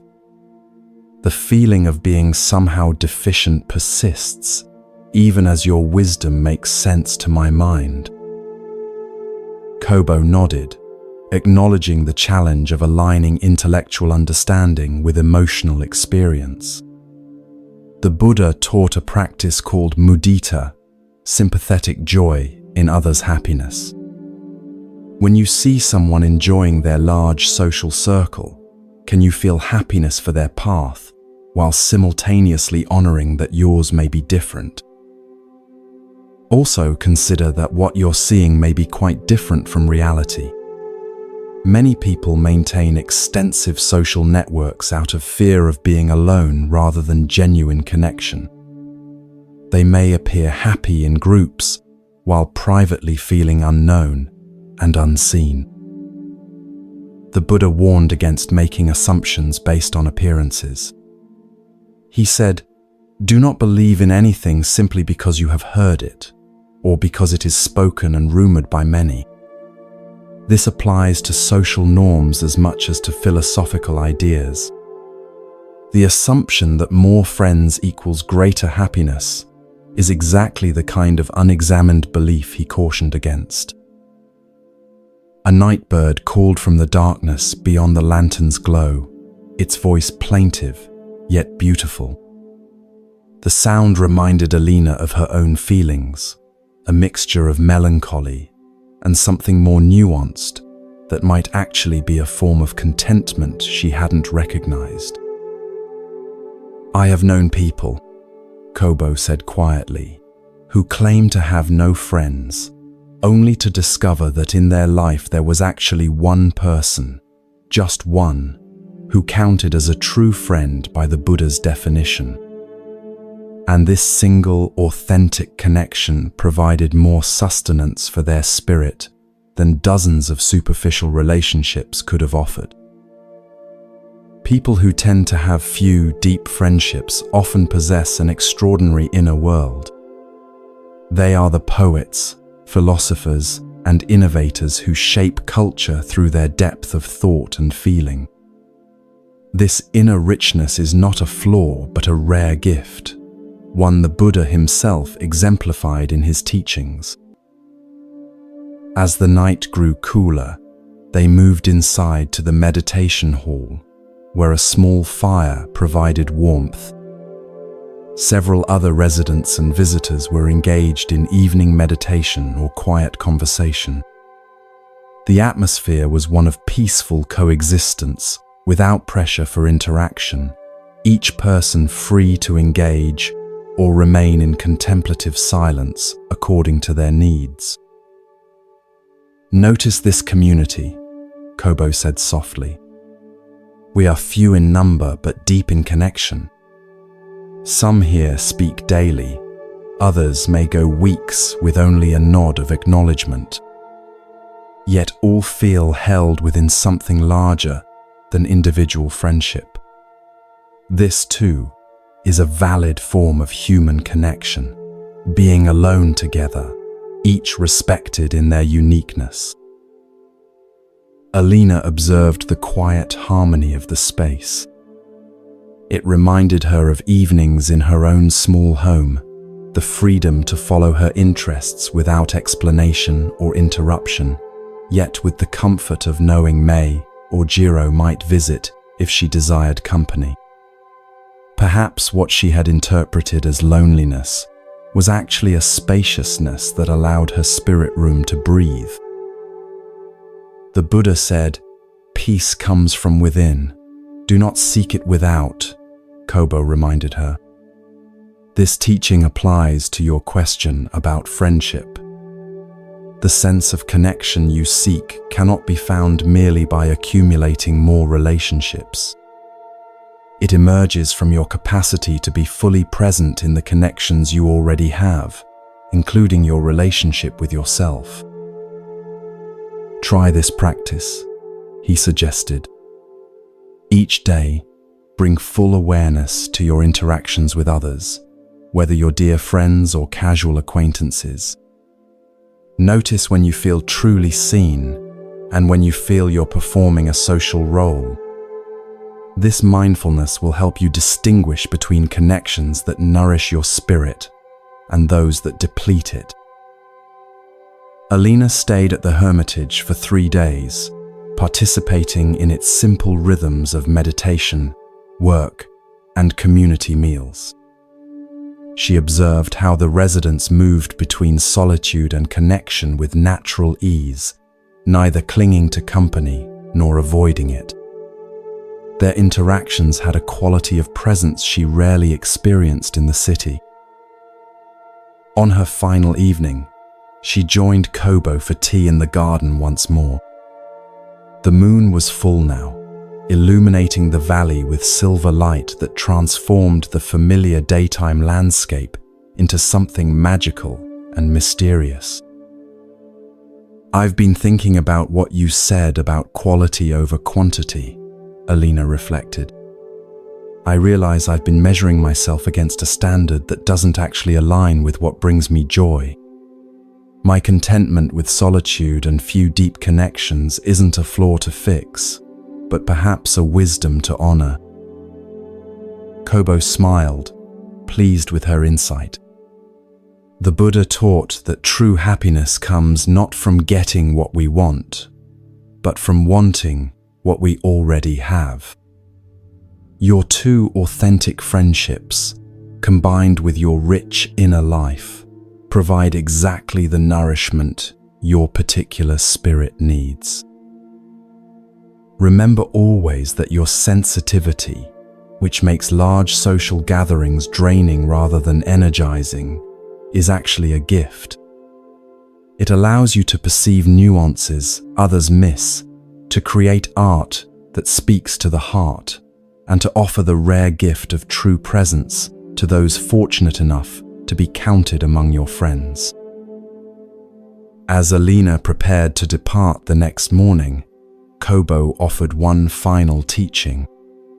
The Buddha said, "Happiness is not having much but giving with a full heart." Perhaps the measure of friendship is not how many people you know, but how fully you give yourself to those connections that genuinely matter. In the years that followed, Alina remained content with her small circle of deep friendships. She no longer compared herself to those with larger social networks, recognizing that different souls require different forms of nourishment. She discovered that her capacity for solitude and depth made her a particularly valuable friend to those few who shared her values. Occasionally, she returned to the mountain hermitage, sometimes bringing Mei or Jiro along to experience its peaceful atmosphere. During one such visit, she shared with Kobo how his teachings had transformed not just her understanding of friendship, but her relationship with herself. "I no longer see my preference for depth over breadth as something to overcome," she told him. "Instead, I recognize it as a natural expression of my particular spirit. This acceptance has brought a peace I never found when trying to be someone I'm not." The Buddha would approve, Kobo smiled. He taught that self-understanding is the beginning of all wisdom. By honoring your nature rather than fighting against it, you embody his teaching that peace comes from within. As you drift towards sleep, perhaps you too can reflect on the quality of your connections rather than their quantity. Consider which relationships in your life offer genuine nourishment for your spirit. Where do you feel truly seen, accepted, and encouraged to grow? Remember the Buddha's wisdom that a true friend is one who stands by you in your hour of need. By this measure, even one authentic connection may provide more sustenance than countless surface-level acquaintances. And if you find joy in solitude, or prefer a small circle of deep friendships, know that this preference isn't a flaw, but possibly a wisdom, one shared by many profound thinkers throughout history. May your sleep be peaceful tonight. May you awaken with renewed appreciation for the true connections in your life, whether many or few. And may you find contentment in being exactly the type of friend your unique spirit is designed to be.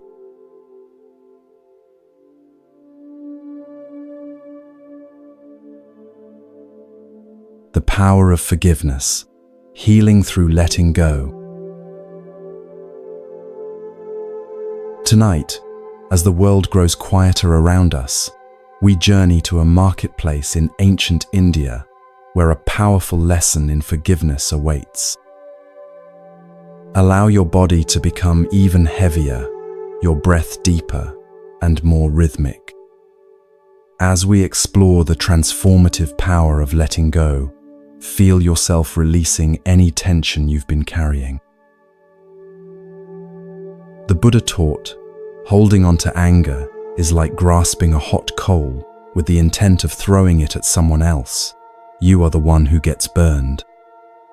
This profound wisdom reveals a truth many of us discover the hard way, that resentment hurts us far more than the person we're angry with. Tonight's story explores how forgiveness liberates not only the forgiven, but, more importantly, the one who forgives. In a vibrant marketplace on the outskirts of Rajagaha, one of the largest cities of ancient India, a crowd had gathered to hear the Buddha speak. People from all walks of life, merchants and farmers, nobles and servants, the wealthy and the struggling, stood together, drawn by the teacher's reputation for profound yet practical wisdom. The Buddha sat serenely beneath the shade of a large banyan tree, his presence radiating a remarkable quality of peace that seemed to create a pocket of stillness in the otherwise bustling marketplace.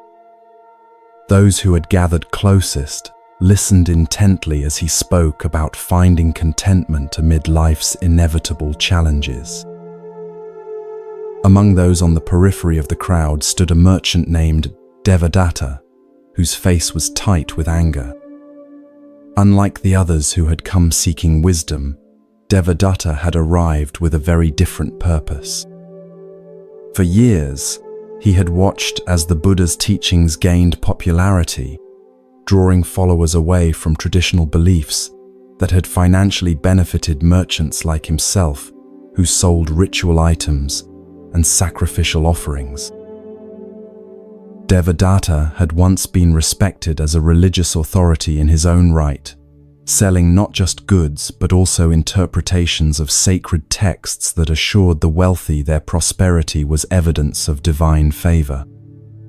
The Buddha's emphasis on ethical conduct over ritual, and his teaching that inner peace could be attained without expensive offerings, directly threatened Devadatta's livelihood and status. As the Buddha's teaching continued, Devadatta pushed his way through the crowd, his anger building with each step. In his mind, this wandering teacher had stolen everything from him: respect, livelihood, purpose. Years of resentment had hardened into hatred that now demanded expression. When he reached the inner circle of listeners, Devadatta stood directly before the Buddha, his body trembling with rage. Without warning, he spat directly in the Buddha's face, a shocking act of disrespect that caused the crowd to gasp and step back. Several of the Buddha's disciples moved to intervene, their faces showing anger at this treatment of their beloved teacher. But the Buddha raised his hand slightly, signaling them to remain calm. The entire marketplace seemed to freeze in that moment, everyone waiting to see how the renowned teacher would respond to such a deliberate insult. The Buddha remained perfectly still. He showed no anger, no offense, no desire to retaliate. With the same hand he had used to signal his disciples, he calmly wiped his face. Then, to everyone's astonishment, he looked at Devadatta with an expression of genuine compassion. "Thank you," the Buddha said softly. These simple words, spoken without a trace of sarcasm or resentment, completely confounded Devadatta. He had expected, perhaps even wanted, anger, retaliation, or public humiliation. This calm acceptance was so unexpected that it momentarily shattered his rage, replacing it with confusion. "Thank me?" he sputtered. "I just spat in your face. Are you so disconnected from normal human feelings that you would thank someone for insulting you?" The Buddha's gentle smile didn't waver. "When someone offers a gift that is declined," he explained, "to whom does the gift belong?" The merchant frowned, puzzled by this seemingly irrelevant question. "To the giver, of course," he answered. "Yes," the Buddha nodded. "You have offered me your anger, wrapped in the gesture of spitting. I decline to receive this gift. It remains yours. But I thank you for the opportunity to practice patience and compassion, which are gifts I gladly accept." Devadatta stood speechless, his carefully constructed narrative of victimhood suddenly without foundation. He had expected the satisfying fuel of a reciprocal anger to feed his righteous indignation. Instead, he found himself holding his own undiminished rage, made more uncomfortable by the contrast with the Buddha's evident peace. The crowd remained silent, witnessing this unexpected exchange. Many had experienced Devadatta's sharp business practices or dismissive attitude toward those he considered beneath him. Some felt a quiet satisfaction, seeing him confronted not with matching anger, but with its opposite, a compassion that revealed the smallness of his attack. "You speak in riddles to appear wise," Devadatta finally managed, trying to recover his position. "Your teachings have taken food from my children's mouths. You deserve my contempt." The Buddha considered these words thoughtfully. "I understand your pain," he said. "When ways of living that have supported us for years are threatened, fear naturally arises. But consider this: if your livelihood depends on others remaining in ignorance or fear, perhaps it is time to discover a new path that benefits both yourself and others. There are many ways to earn a living that create value rather than exploit need. Your intelligence and knowledge of sacred texts could be directed toward teaching ethics and wisdom rather than selling false promises. This market needs honest merchants of practical goods as much as it needs teachers of truth." Something in the Buddha's words, perhaps their lack of condemnation combined with their honest assessment, penetrated Devadatta's armor of anger. For the first time, he faced the possibility that his rage might be misdirected, covering a deeper fear about his own choices. Without another word, Devadatta turned and pushed his way back through the crowd, which parted silently to let him pass. His face no longer showed anger, but confusion and, perhaps, the first glimmer of reflection. The Buddha returned to his teaching, as if nothing unusual had occurred, but many in the audience found their attention divided between his words and the departing figure of Devadatta. They had witnessed something remarkable, not just an insult declined, but a demonstration of how freedom from reactivity creates space for genuine compassion. That night, Devadatta could not sleep. He paced his modest home long after his family had retired, replaying the marketplace encounter in his mind. Each time he remembered the Buddha's calm response to his provocation, he felt increasingly uncomfortable with his own behavior. The contrast between his burning anger and the Buddha's evident peace made clear which state was preferable. By morning, something had shifted within him. The anger that had defined his days for so long had begun to feel like a heavy burden he was tired of carrying. With the first light of dawn, he made a decision that surprised even himself. The Buddha and his disciples were still encamped at the edge of the city, where many would come to receive teachings over the course of their stay.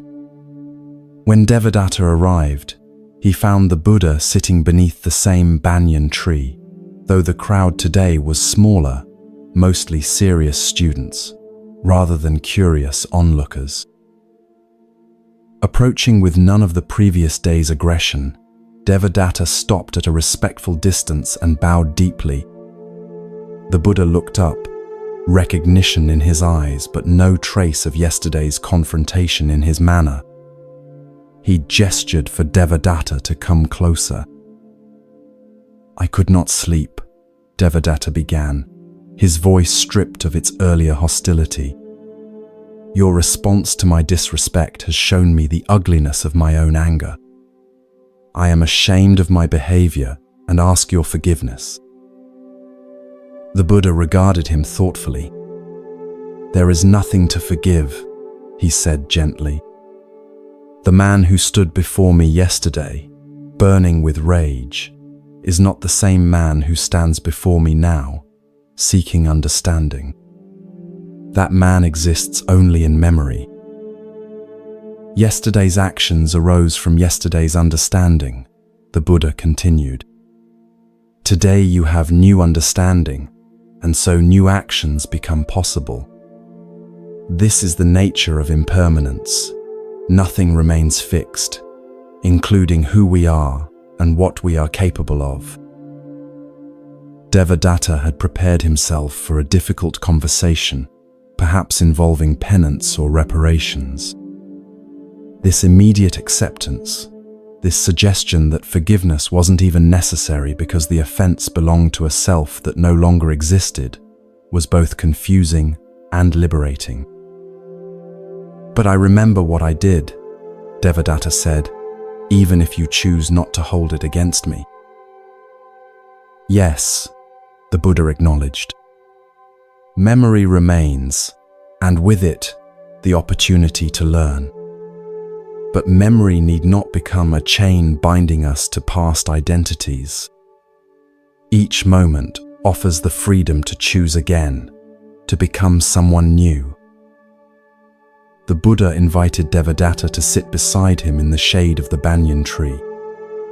For the next hour, they spoke not as adversaries, but as two humans exploring the nature of anger, forgiveness, and transformation. The Buddha's disciples, observing from a distance, marveled at how yesterday's antagonist had so quickly become today's earnest student. Anger arises when we believe a story about how things should be, rather than accepting how they are, the Buddha explained.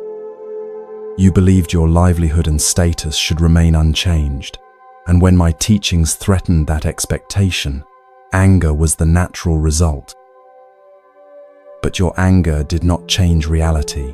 It only added suffering to an already difficult situation. This is why I teach that forgiveness is not primarily for the benefit of others, but for ourselves. When we forgive, we put down the hot coal of anger we've been carrying. Devadatta considered this carefully. I have been angry for so long that it became part of my identity, he admitted. Without it, I'm not entirely sure who I am. The Buddha smiled with understanding. This is a common fear that keeps many bound to old patterns. But consider how a snake must release its grip on its old skin to grow. In the space between identities, between who you were and who you are becoming, true freedom can be found.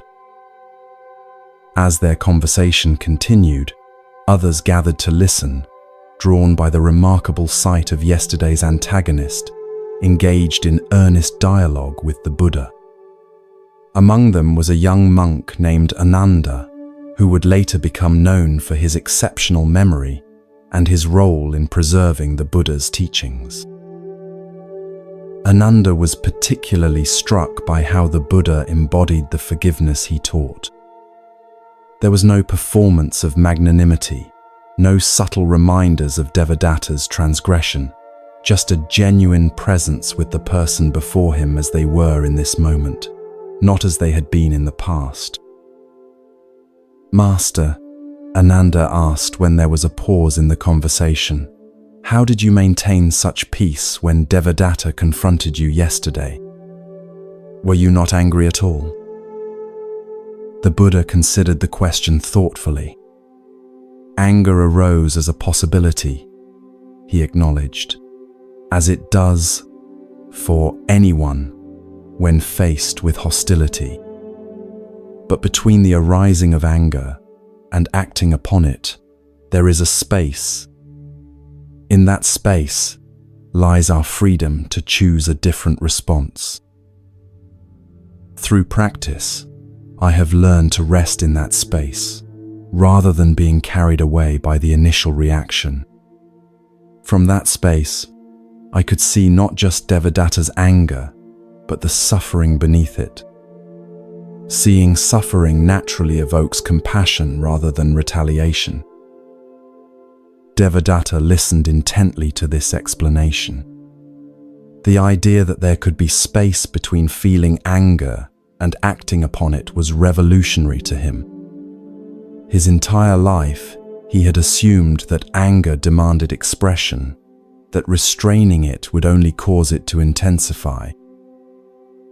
How does one create this space? He asked. My anger has always felt immediate and overwhelming, leaving no room for choice.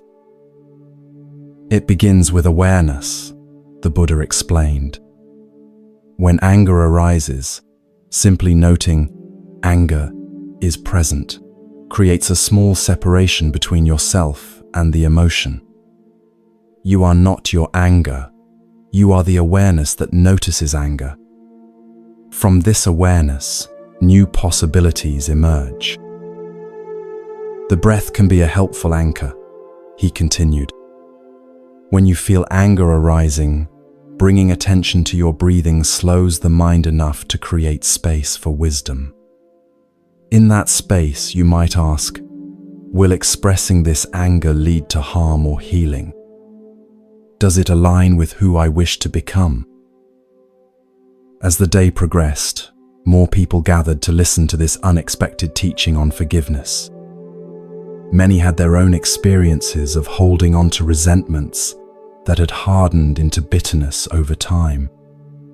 The sight of Devadatta's transformation from hostile opponent to engaged listener in the span of a day offered hope that such burdens could indeed be put down.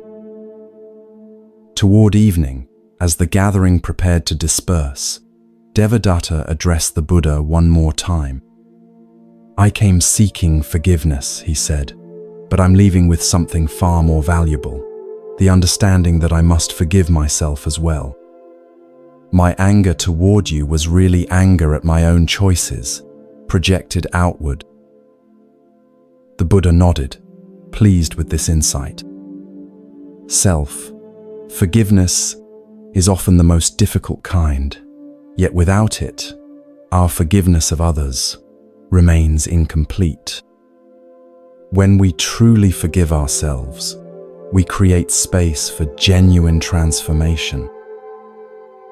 Remember, he added, forgiveness is not a single act, but a practice, something we cultivate day by day, moment by moment. There will be times when old patterns of anger arise again. When this happens, greet them with the same compassion you would offer a friend who has lost their way, and gently redirect your mind toward peace. In the months and years that followed this encounter, Devadatta underwent a profound transformation. He did not abandon his merchant business entirely, but redirected it toward goods that genuinely benefited others. He became known for fair prices and honest representations of his wares. More surprisingly to those who had known him before, he began to teach what he was learning about managing anger and practicing forgiveness. The story of his confrontation with the Buddha and the unexpected response that catalyzed his change spread throughout the region. Many who heard it found the courage to examine their own resentments and consider the possibility of letting them go, not for the benefit of those who had harmed them, but for their own liberation from suffering. Years later, when the Buddha returned to that same marketplace during his travels, Devadatta was among those who came to welcome him. The two sat once again beneath the banyan tree, no longer as former adversaries, but as fellow travelers on the path of awakening. "Do you remember our first meeting?" Devadatta asked with a smile that acknowledged how far he had come from that angry day. "I remember a man in pain," the Buddha replied simply, "and I see before me now a man at peace. Both are temporary conditions. The freedom lies in knowing that neither defines who you truly are." Ananda, who had accompanied the Buddha on this return journey, later recorded this teaching on forgiveness as one of the most powerful demonstrations of the Dharma in action. The transformation of Devadatta became a frequently cited example of how responding to hatred with compassion could create space for genuine change. As the Buddha continued his teaching that day, he offered what would become one of his most quoted insights on forgiveness. Holding on to anger is like grasping a hot coal with the intent of throwing it at someone else.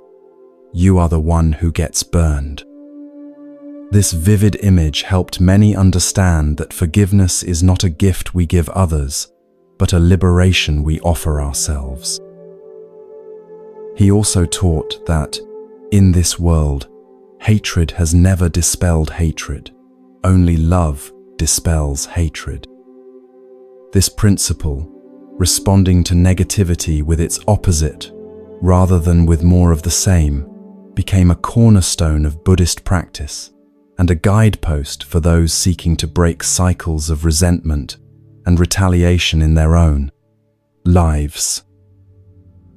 As you drift towards sleep, perhaps you too can reflect on the liberating power of forgiveness. Is there someone in your life, perhaps even yourself, who might benefit from the release of a grudge long carried?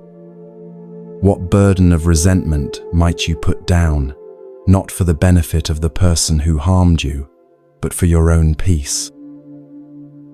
Remember the Buddha's wisdom that forgiveness is not about condoning harmful actions or forgetting important lessons.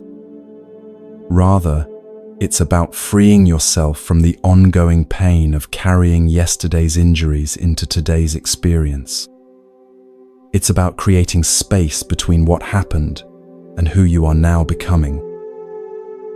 The Buddha taught, you yourself, as much as anybody in the entire universe, deserve your love and affection.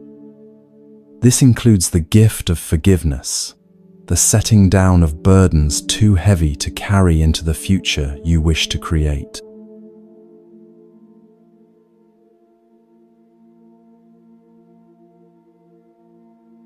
The dark side of kindness, finding balance in giving. As night deepens around us, we travel to a mountainside monastery nestled among ancient trees, where an unexpected lesson about kindness awaits. Let your body sink more deeply into comfort as we explore this paradoxical wisdom. With each breath, feel yourself growing heavier, your mind growing quieter. We often hear that kindness is always good, that we should give endlessly of ourselves to others. But tonight's story reveals something rarely discussed, the shadow side of kindness, when giving too much depletes our spirit and diminishes our ability to truly help others.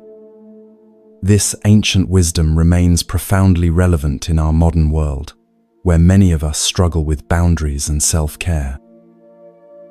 The Buddha taught, you can search throughout the entire universe for someone who is more deserving of your love and affection than you are yourself, and that person is not to be found anywhere. This teaching reminds us that caring for ourselves is not selfish, but necessary for sustainable compassion toward others. High on a forested mountain, surrounded by cherry trees and gentle flowing streams, stood a temple known for its teachings on balanced living. Here lived the elderly monk Arrow, whose practical wisdom about navigating life's complexities drew seekers from many provinces. One spring morning, as cherry blossoms drifted like pink snow around the temple grounds, a young woman named Kiara arrived. Her face, though beautiful, carried shadows of exhaustion and disappointment. She had traveled for 5 days from her village, seeking wisdom about a persistent problem that left her feeling increasingly empty. After being welcomed and offered tea to refresh herself after her journey, Kiara was invited to speak with Master Arrow in the temple garden. The old monk's kind yet penetrating gaze seemed to see beyond her careful composure to the depletion beneath. Master Arrow, Kiara began, her voice soft yet determined. I've come because something in my life feels deeply wrong, though I can't understand what it is. I've always been kind and generous, the person everyone in my village comes to for help, for listening, for support. I give everything I can to others, yet I feel increasingly hollow, as if something essential is being drained from me. She paused, struggling to articulate her confusion. I was taught that kindness brings joy to the giver as well as the receiver. If that's true, why do I feel so depleted? Have I not been kind enough? Or is there something wrong with how I'm practicing kindness? Arrow studied her thoughtfully, noting the tension in her shoulders and the way her hands clutched her teacup, as if seeking warmth from its simple clay form. He recognized in her the common pattern of someone who had given far beyond their capacity, mistaking depletion for virtue. Kiara, he said gently, before I answer, may I ask you a question? When was the last time you did something solely for your own joy, with no thought of helping others? The young woman looked startled, almost guilty, as if he had suggested something improper. She thought for a long moment. I can't remember, she finally admitted.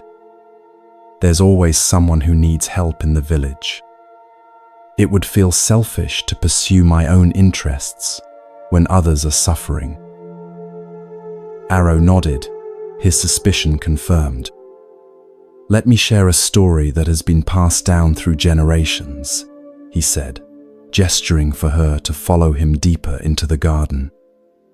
They walked together along a stone path that wound between flowering cherry trees and carefully tended vegetable plots. "Imagine a village surrounded by a lush forest," Arrow began.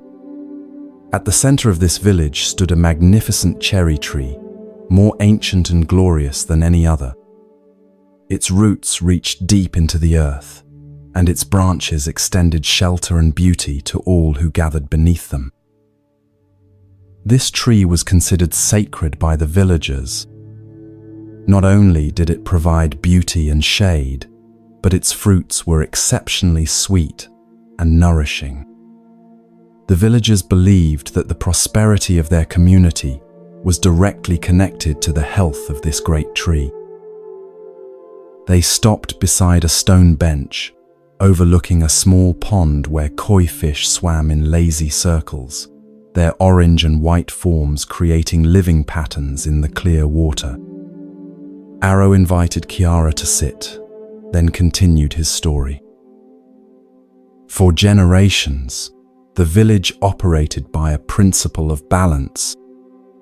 They took only what they needed from the tree and the surrounding forest, always giving back through care and cultivation. Each family was responsible for tending the tree for 1 month of the year, ensuring it received proper water, clearing away pests, and treating any signs of disease. This system worked beautifully for many years. The tree flourished, and so did the village. But gradually, things began to change. As the village prospered, some families became more concerned with accumulating wealth than maintaining balance. They took more than their share of fruits, without contributing equally to the tree's care. Other families, seeing this imbalance, tried to compensate by giving even more of their time and energy to the tree's care. Someone must maintain the balance, they reasoned. If others will not do their part, we must do more. At first, this seemed admirable. But over time, these overly generous families began to suffer. Their own gardens were neglected as they spent all their energy on the communal tree. Their children received less attention. Their homes fell into disrepair. In trying to maintain the balance for the entire village, they created a profound imbalance in their own lives. Kiara nodded slowly, a flicker of recognition in her eyes. The parallels to her own situation were becoming clear. Meanwhile, Arrow continued, something unexpected was happening to the tree itself. Despite receiving care from the overly generous families, it began to weaken. Its fruits became less sweet, its leaves less vibrant. The village elders couldn't understand what was happening until a wise woman who lived at the forest's edge offered an insight. "The tree is suffering," she explained, "because the care it receives is out of balance. Some give nothing, creating emptiness. Others give too much, creating dependency. The tree needs balanced, sustainable care from all who benefit from its gifts, not excessive sacrifice from a few." Arrow paused, allowing Kiara time to absorb the metaphor. A gentle breeze stirred the cherry blossoms around them, a few petals landing on the surface of the pond, where they floated like tiny boats among the fish. "The moral of this story," Arrow said softly, "is that generosity must be balanced to be truly beneficial, both for the receiver and the giver. When we give without discernment or boundaries, we not only deplete ourselves, but often create unhealthy dynamics with those around us. You might think that kindness is always good since it helps maintain well-being," he continued. "However, There is what we might call toxic kindness, a form of giving where we forget ourselves entirely, becoming so focused on others' needs that we disappear into the background of our own lives. Chiara's eyes widened at this concept. No one had ever suggested to her that kindness could have a dark side. In her village, self-sacrifice was consistently praised, especially for women. The more one gave, the more virtuous they were considered. Think of a parent, Arrow suggested, who gives everything for their children's well-being to the point of completely neglecting their own health, interests, and dreams. What message does this send to the children? And what happens when that parent inevitably burns out from such unsustainable giving? The children learn that self-neglect is virtuous, Chiara replied thoughtfully. And when the parent burns out, the very people they were trying to help suffer even more from their collapse. Precisely, Arrow nodded. The Buddha taught the middle path, avoiding extremes in all aspects of life. This applies to giving as much as to anything else. Sustainable compassion requires that we honor our own needs alongside those of others. They sat in silence for a moment, watching a dragonfly skim across the pond's surface. Chiara seemed to be processing this new perspective, examining her life through a different lens. There are several ways that excessive kindness becomes harmful, Arrow continued. First, when we never say no to others' requests, we eventually become resentful, even if we hide it from ourselves. This resentment poisons the very kindness we're trying to offer. Second, when we constantly prioritize others' needs above our own, we teach them that our boundaries don't matter. People come to expect our sacrifice rather than appreciating it as a gift freely given. Third, and perhaps most importantly, excessive self-sacrifice often comes from a place of fear rather than love, fear of rejection, fear of not being needed, fear of confrontation. Actions motivated by fear rather than love rarely bring the results we hope for. Chiara looked down at her hands, which had finally relaxed their grip on the teacup. I recognize myself in what you're saying, she admitted. I've been afraid that if I stopped being constantly available to everyone, they would no longer value me. My kindness has been partly about earning my place in the community. Arrow nodded, with compassion. The Buddha taught that there are 4 sublime states of mind: loving, kindness, compassion, sympathetic joy, and equanimity. Note that equanimity, a balanced, peaceful mind, is essential alongside compassion. Without it, our compassion becomes distorted and unsustainable. He rose from the bench and gestured for Chiara to continue walking with him through the garden. They followed the path to a section where medicinal herbs grew in carefully tended beds. Look at how these healing plants are cultivated, Arrow said. They need adequate space around them. If planted too closely together, they compete for nutrients and none thrive. So too, with humans, we need space for our own growth if we are to have anything meaningful to offer others.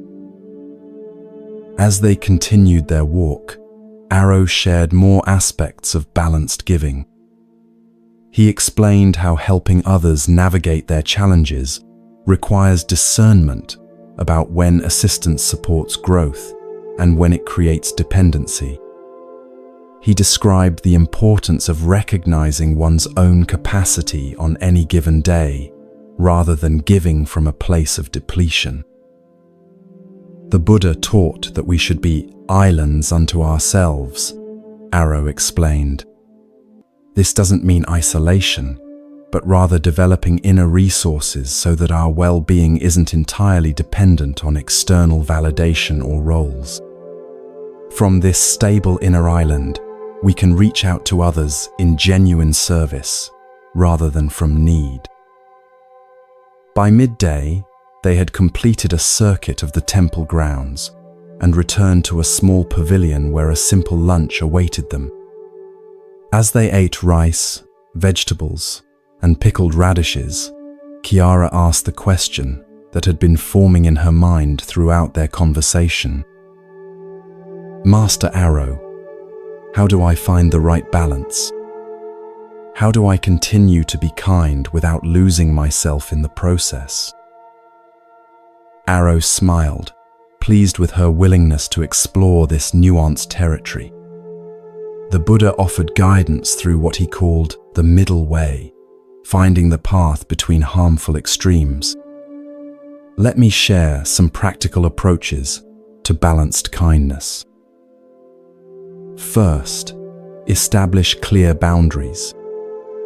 Decide what you can genuinely offer without resentment, and practice communicating these limits clearly and kindly. For example, you might say, I can listen to you for half an hour this afternoon, and then I need to attend to my own work.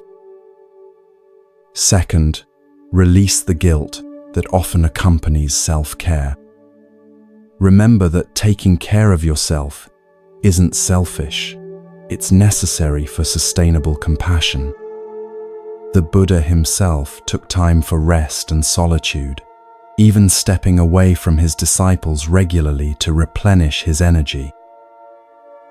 Third, pay attention to motivation. Ask yourself honestly, am I helping because it truly serves this person's highest good, or am I seeking approval, avoiding conflict, or fulfilling an identity as the helpful one? Genuine compassion comes from a clear heart, not from hidden needs. Kiara nodded, absorbing these teachings. She could see how her helping often came from a place of seeking validation rather than from centered compassion. The distinction was subtle but profound. Fourth, Arrow continued, cultivate discernment about when help is truly helpful. Sometimes allowing others to struggle through their challenges builds their capacity more than rescuing them. Ask, am I supporting growth or fostering dependency before jumping in to solve problems for others? Finally, create a list of priorities that includes your own well-being and growth. The Buddha taught that we have duties to ourselves as well as to others. These include developing wisdom, ethical conduct, and inner peace, none of which can be achieved if we're constantly depleted from excessive giving. After lunch, they moved to a quiet meditation hall where afternoon sunlight filtered through paper windows, creating a golden atmosphere conducive to reflection. Here, Arrow guided Kiara through a meditation practice specifically designed to cultivate balanced compassion. Begin by extending kindness to yourself, he instructed. Imagine filling your own cup first, until it naturally overflows to others. This isn't selfish, it's the only sustainable approach to genuine compassion. The meditation began with self-compassion, then gradually expanded to include loved ones, neutral persons, difficult people, and finally all beings. Throughout, Arrow emphasized maintaining equanimity, a balanced heart that offers love without becoming overwhelmed by others' suffering. The Buddha taught that true compassion includes wisdom, Arrow explained after the meditation concluded. It recognizes that each person must walk their own path and learn their own lessons. Our role isn't to take on others' journeys, but to offer support while honoring their autonomy and our own boundaries. As evening approached, painting the mountains in shades of purple and gold, Chiara prepared for her final night at the temple before beginning her journey home the next day. She felt both challenged and liberated by the day's teachings, recognizing for the first time how her pattern of excessive giving had undermined the very joy and connection she sought to create.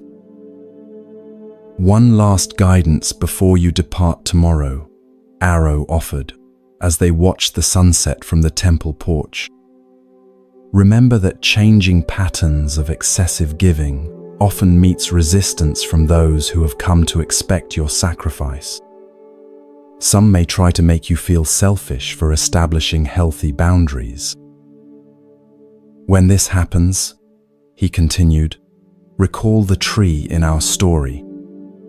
By reclaiming balance in your life, you're not becoming less compassionate, you're creating the conditions for genuine, sustainable kindness that truly benefits everyone, including yourself." That evening, in the quiet of her guest room, Chiara reflected on specific changes she would implement upon returning to her village. She would set aside time each day for her own interests, the poetry she had neglected for years, the walks in nature that replenished her spirit. She would practice saying no to requests that exceeded her capacity, offering alternatives rather than automatic self-sacrifice. Most importantly, she would work on releasing the belief that her value depended on how much she gave to others. The Buddha's teaching that each being has inherent worth, not earned through service but intrinsic to existence itself, offered a profound alternative to her lifelong pattern of seeking validation through endless giving.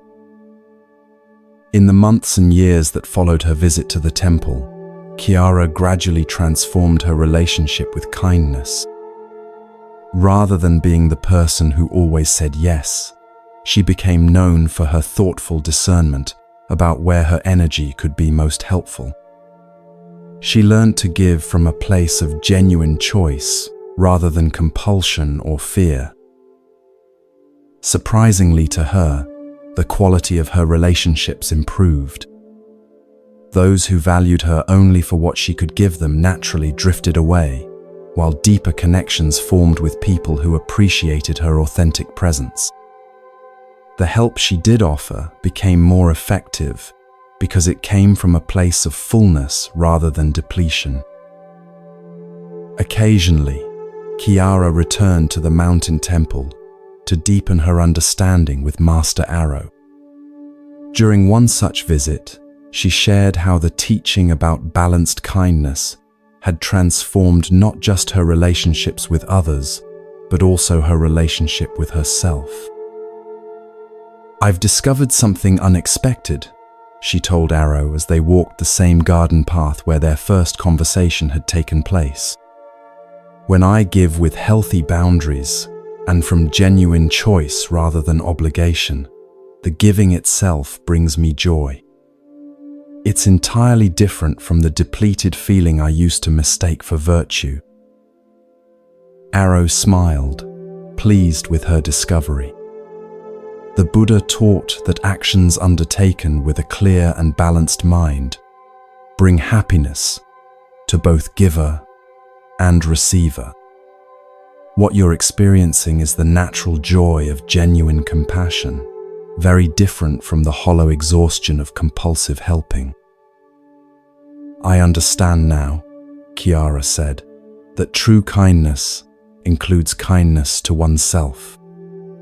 It's not a matter of choosing between my needs and others' needs, but of finding the wisdom to honor both." "Exactly so," Arrow nodded. The Buddha expressed this beautifully when he said, "You yourself, as much as anybody in the entire universe, deserve your love and affection. This teaching reminds us that including ourselves in the circle of compassion isn't selfish, it's necessary for the circle to be complete. As you drift towards sleep, perhaps you too can reflect on the balance of giving and receiving in your own life. Are there places where you consistently override your own needs to care for others? What would a more sustainable approach to compassion look like in your daily relationships? Remember the Buddha's teaching about the middle way, finding balance between extremes. Neither complete self-sacrifice nor self-centered indifference brings lasting happiness. True joy comes from honoring both self and other in a dance of balanced, authentic kindness.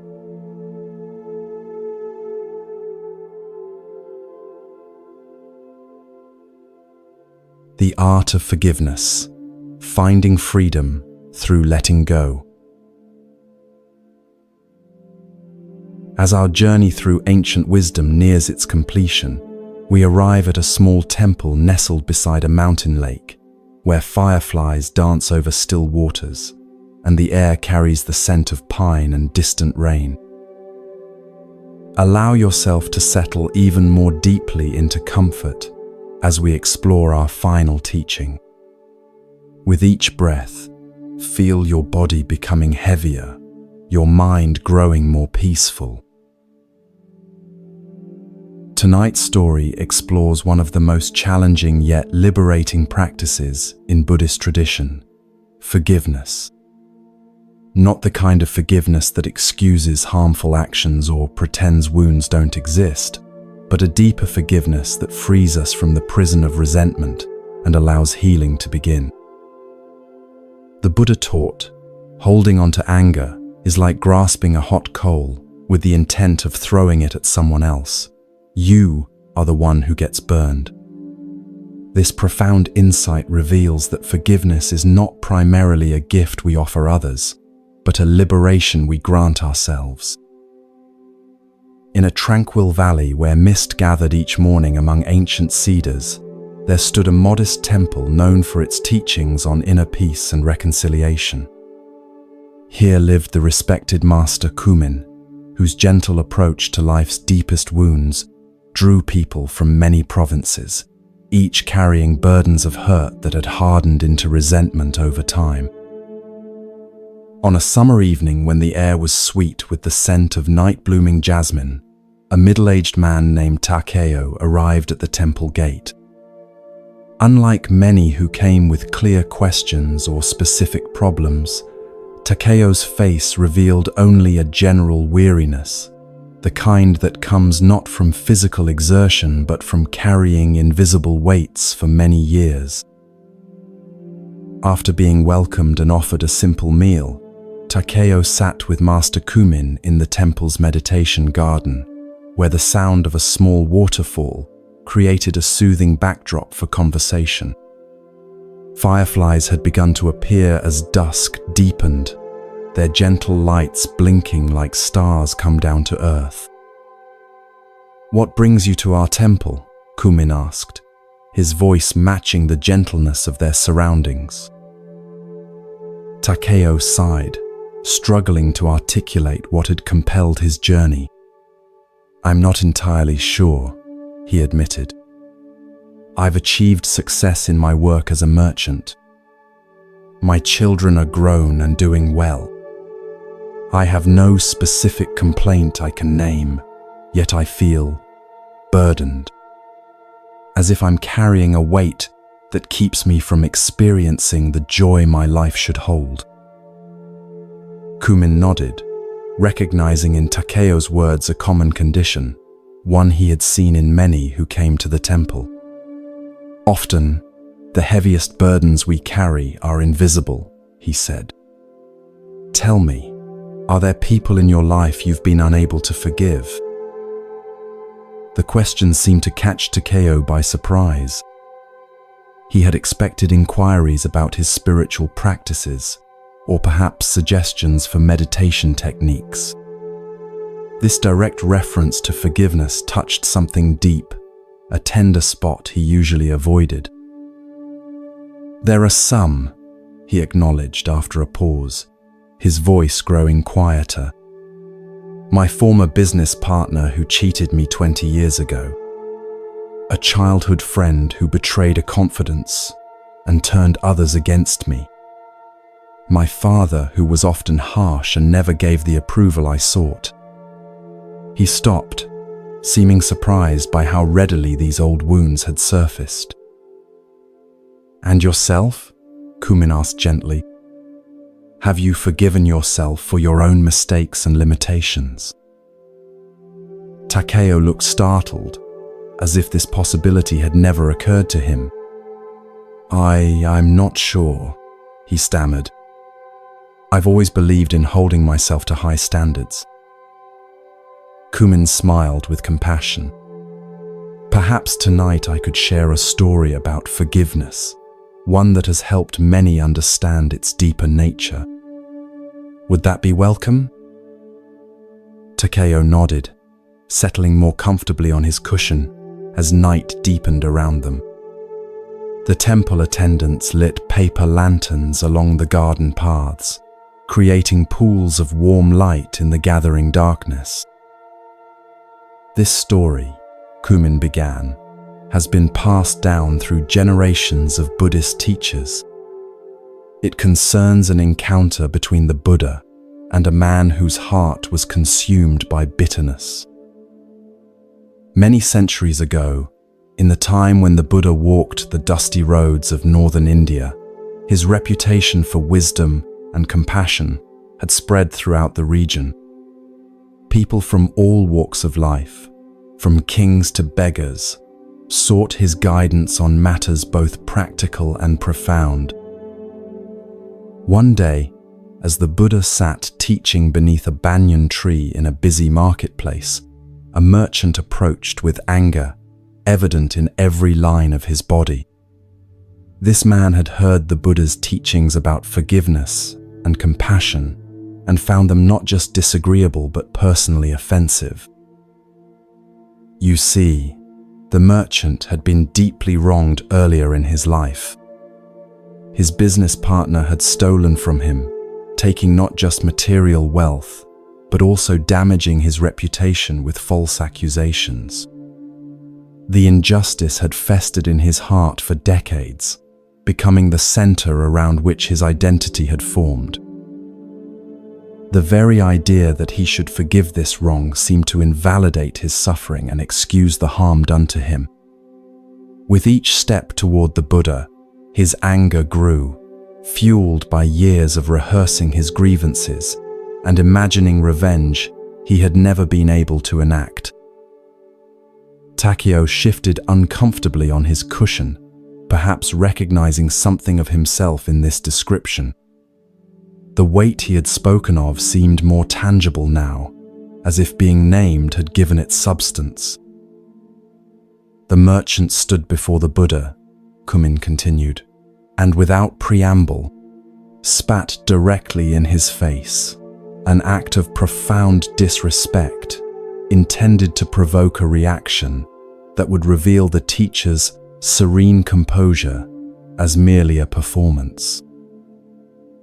The crowd gasped, many moving to intervene.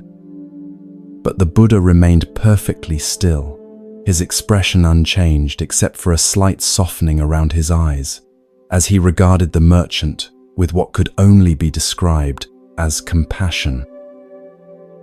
With the same hand that had moments before been gesturing to illustrate a teaching point, he calmly wiped his face. Then, to everyone's astonishment, he looked at the merchant and said simply, "Thank you." The merchant was confounded.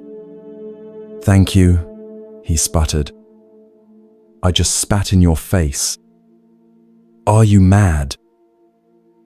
The Buddha's reply came with the same tranquility that had characterized his response to the insult.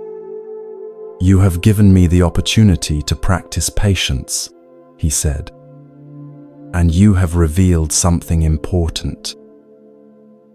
What could I possibly have revealed except my contempt for you? The merchant demanded. You have revealed the prison you live in, the Buddha said gently. For a man whose heart is free does not need to spit in another's face.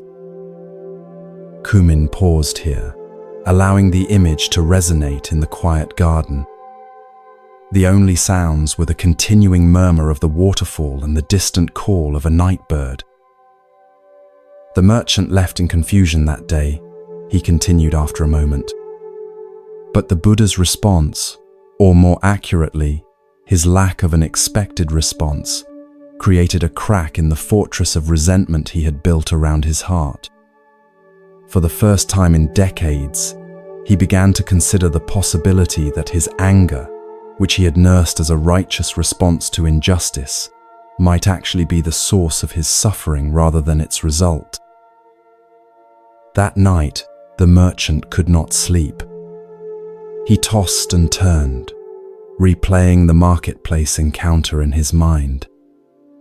Each time he remembered the Buddha's calm face after such a deliberate insult, something shifted in his understanding. By morning, though he could not have articulated why, he felt compelled to return to the teacher he had tried to humiliate. When he arrived at the place where the Buddha and his disciples had made their temporary camp, he approached with a very different demeanor. Bowing deeply, he said, I have come to ask your forgiveness for my behavior yesterday. I don't understand why, but I could not rest until I had done so. The Buddha looked at him with the same gentle attention he had offered the day before. There is nothing to forgive, he said, surprising the merchant once again. The man who stood before me yesterday, burning with rage, is not the same man who stands before me now, seeking understanding. That man exists only in memory. But I remember what I did, the merchant protested.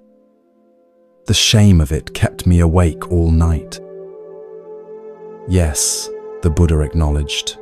Memory remains, and with it the opportunity to learn. But you are not bound to continue being the person who acted from such suffering. Each moment offers the freedom to choose again, to become someone new. Takeo's posture had changed as he listened to the story. The tension in his shoulders had visibly released, and his breath had deepened, as if some constriction were beginning to loosen. The Buddha invited the merchant to sit with him, Kumin continued.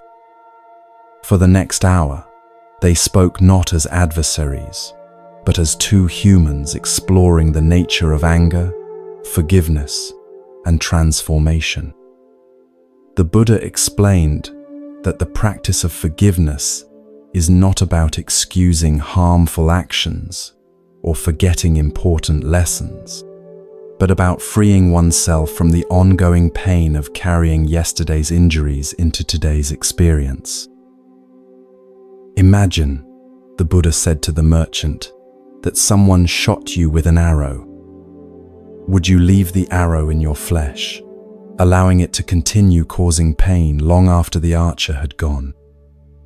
Of course not, you would remove it immediately. Yet when someone harms us with words or actions, we often leave the arrow of resentment embedded in our hearts for years, decades, even lifetimes. But removing the arrow doesn't mean the person who shot it shouldn't face consequences, the merchant argued. Justice still matters. Indeed, the Buddha agreed. Forgiveness doesn't mean we abandon discernment or appropriate action. We can still establish boundaries, seek restoration, or even pursue justice through proper channels. But we do so from a mind unclouded by hatred, which is more likely to result in genuine resolution rather than escalating cycles of harm. The fireflies had grown more numerous now, their intermittent lights creating a magical atmosphere in the temple garden. Takeo watched their dancing patterns as he absorbed the story, his face reflecting deep reflection. "What happened to the merchant?" he asked after a while. Kumin smiled. "The merchant became one of the Buddha's most dedicated students. Having experienced the weight of carrying resentment and the freedom of letting it go, he was uniquely positioned to help others find the same liberation. The very experience that had been his prison became, through forgiveness, his path to freedom." "But," Takeo objected, "surely it can't be that simple. Some wounds are too deep, some injustices too severe to simply let go." "You're right that it's not simple," Kumin acknowledged. "Forgiveness is rarely a single act, but rather a process, sometimes a lengthy one. The Buddha never suggested that we deny our pain or prematurely declare ourselves over it. What he offered was a practice, a way of gradually releasing our grip on resentment." "Would you like to learn this practice?" Kumin asked. Takeo nodded, his earlier weariness now replaced by a cautious hope. "The practice begins with honesty," Kumin explained. "We must first acknowledge the full extent of our hurt without minimizing it. This honors our experience and creates a foundation for genuine rather than superficial forgiveness. Next, we recognize that holding on to resentment isn't protecting us from further harm, but actually prolonging our suffering. As the Buddha taught, it's like continuing to drink poison and expecting the other person to die. Then we distinguish between the action and the person. All harmful actions arise from ignorance, fear, or pain, even those that seem deliberately cruel. This doesn't excuse the behavior, but helps us see the universal human condition behind it. Finally, we make a conscious choice to release our grip on resentment, not for the other person's benefit, but for our own liberation. We might use a visualization of setting down a heavy burden or opening our clenched fist to let something go. Takeo considered these steps thoughtfully. "What about forgiving oneself?" he asked. "You mentioned that earlier, and I realize I may be harsher with my own failings than with others." Self-forgiveness follows the same principles but often proves the most challenging practice, Kumin replied. "We must extend to ourselves the same compassion we would offer a dear friend who had made a mistake. The Buddha taught that all beings deserve compassion, and that includes the person in the mirror." As the night deepened around them, Kumin guided Takeo through a forgiveness meditation, first focusing on someone who had caused minor harm, then gradually working toward more significant wounds, including those he had inflicted on himself. The practice didn't aim for immediate transformation, but planted seeds that would continue to grow long after Takeo returned home. "Remember," Kumin advised as they concluded their evening together, "forgiveness doesn't happen all at once. It's more like watching a tightly closed flower gradually open its petals to the sun. Each small release creates space for more opening, until eventually what seemed impossible becomes your natural way of being." Takeo spent 3 days at the temple, learning more about the practice of forgiveness and beginning to apply it to the specific relationships that had been sources of his invisible burden. On his final evening, he joined Kumin for tea in the same garden where they had first spoken. "I feel lighter," Takeo observed, somewhat surprised by his own experience. "Not completely unburdened, These patterns of resentment have deep roots, but I can sense the possibility of freedom in a way I couldn't before. That glimpse of possibility is the beginning of transformation, Kumin affirmed. The Buddha said, "If it were not possible to cultivate the good, I would not tell you to do so." This applies to forgiveness as well. If liberation from resentment were not possible, the Buddha would not have taught it as a central practice. What happens when we've done this work of forgiveness, but the other person doesn't acknowledge the harm they caused? Takeo asked. My former business partner, for instance, has never admitted his dishonesty. That's an important question. Kumin nodded. Reconciliation, the restoration of relationship, requires both parties to participate. Forgiveness, however, is something you can practice regardless of the other person's awareness or response. It's primarily about your liberation, not their absolution. The Buddha distinguished between forgiveness and foolishness. Forgiving someone doesn't mean trusting them again if they've shown themselves to be untrustworthy. It doesn't mean resuming a relationship that was harmful. It simply means releasing the burning coal of resentment so your own hand can heal. As the moon rose over the temple garden, casting silver light on the small waterfall and the now still surface of the pond, Takeo felt a peace he hadn't experienced in years. The prospect of returning to his busy life no longer seemed like a return to burden, but an opportunity to practice this new understanding in daily interactions. One final teaching before you depart tomorrow, Kumin offered. The Buddha said, in the end, only 3 things matter: how much you loved, how gently you lived, and how gracefully you let go of things not meant for you.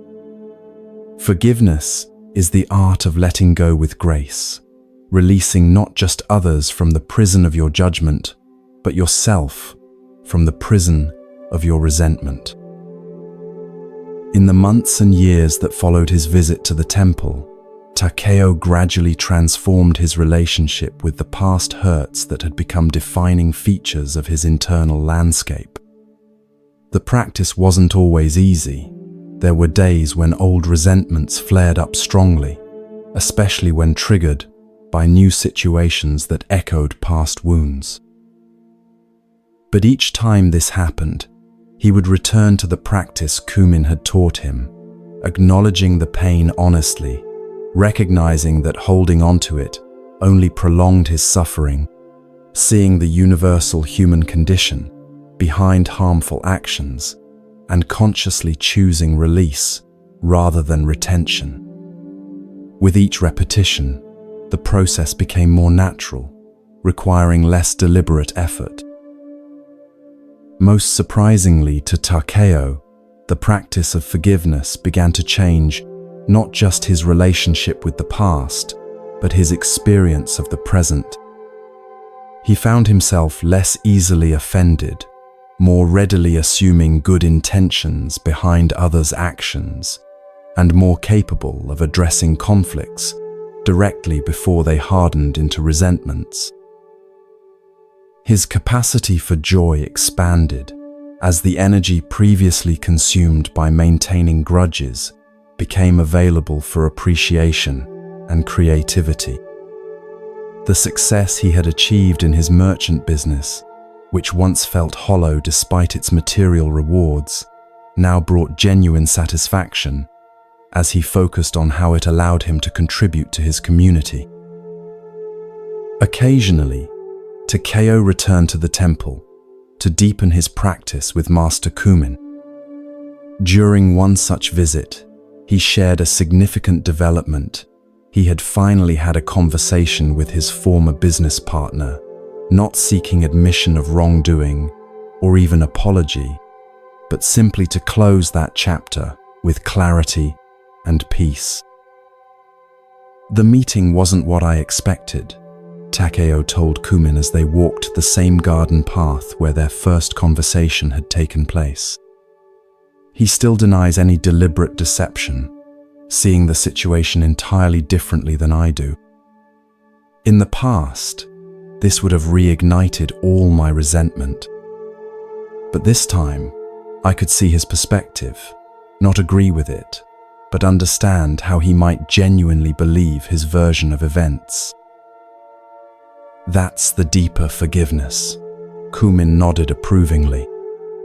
Not just letting go of anger, but developing the wisdom to see how differently we all experience the same situations. The Buddha taught that we don't see things as they are, but as we are, through the filters of our own past experiences, fears, and desires. The meeting brought closure in a way I hadn't expected, Takeo continued. Not through vindication or apology, but through releasing my need for either. I realized I don't need him to see what happened through my eyes to be at peace with it myself.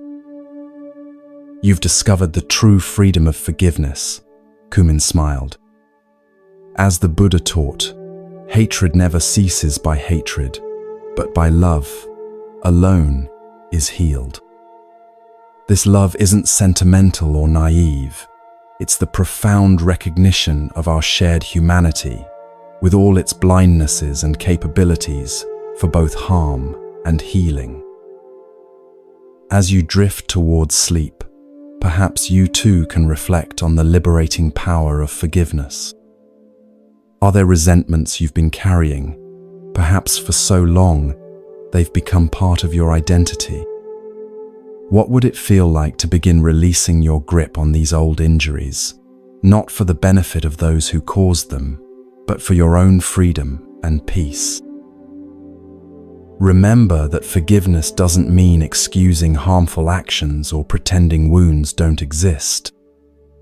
It doesn't mean resuming relationships that were harmful or trusting those who have shown themselves to be untrustworthy. It simply means putting down the burning coal of resentment so your own hand can heal. The Buddha taught, let go of anger, let go of pride. When you are bound by nothing, you go beyond sorrow. This ancient wisdom offers a path to freedom that begins with a single choice, the choice to open your clenched fist and release what no longer serves your happiness.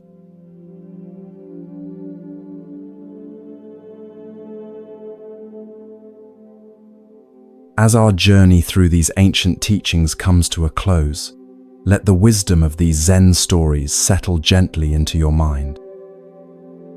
Like seeds planted in fertile soil, they will continue to grow even as you sleep. We've explored how people enter our lives with purpose, not by chance, each connection offering unique lessons for our growth. We've discovered the wisdom of non-interference, learning when helping others might actually hinder their important life lessons. We've gained insight into recognizing those who may harm us, while maintaining compassion rather than judgment.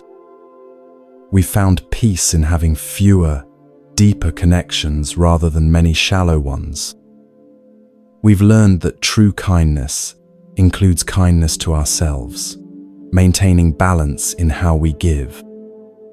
And finally, we've embraced the liberating power of forgiveness, releasing resentments that no longer serve us. The Buddha taught that peace comes from within, do not seek it without. Tonight, as you drift into sleep, allow these timeless teachings to create that peace within you. Trust that the connections in your life, whether they bring joy or challenge, are not random, but meaningful threads in the beautiful tapestry of your journey. May your sleep be peaceful and deep. May the wisdom of these stories continue to unfold in your dreams. And may you awaken renewed, a little lighter, a little wiser, ready to see with fresh eyes the sacred purpose behind each encounter in your life.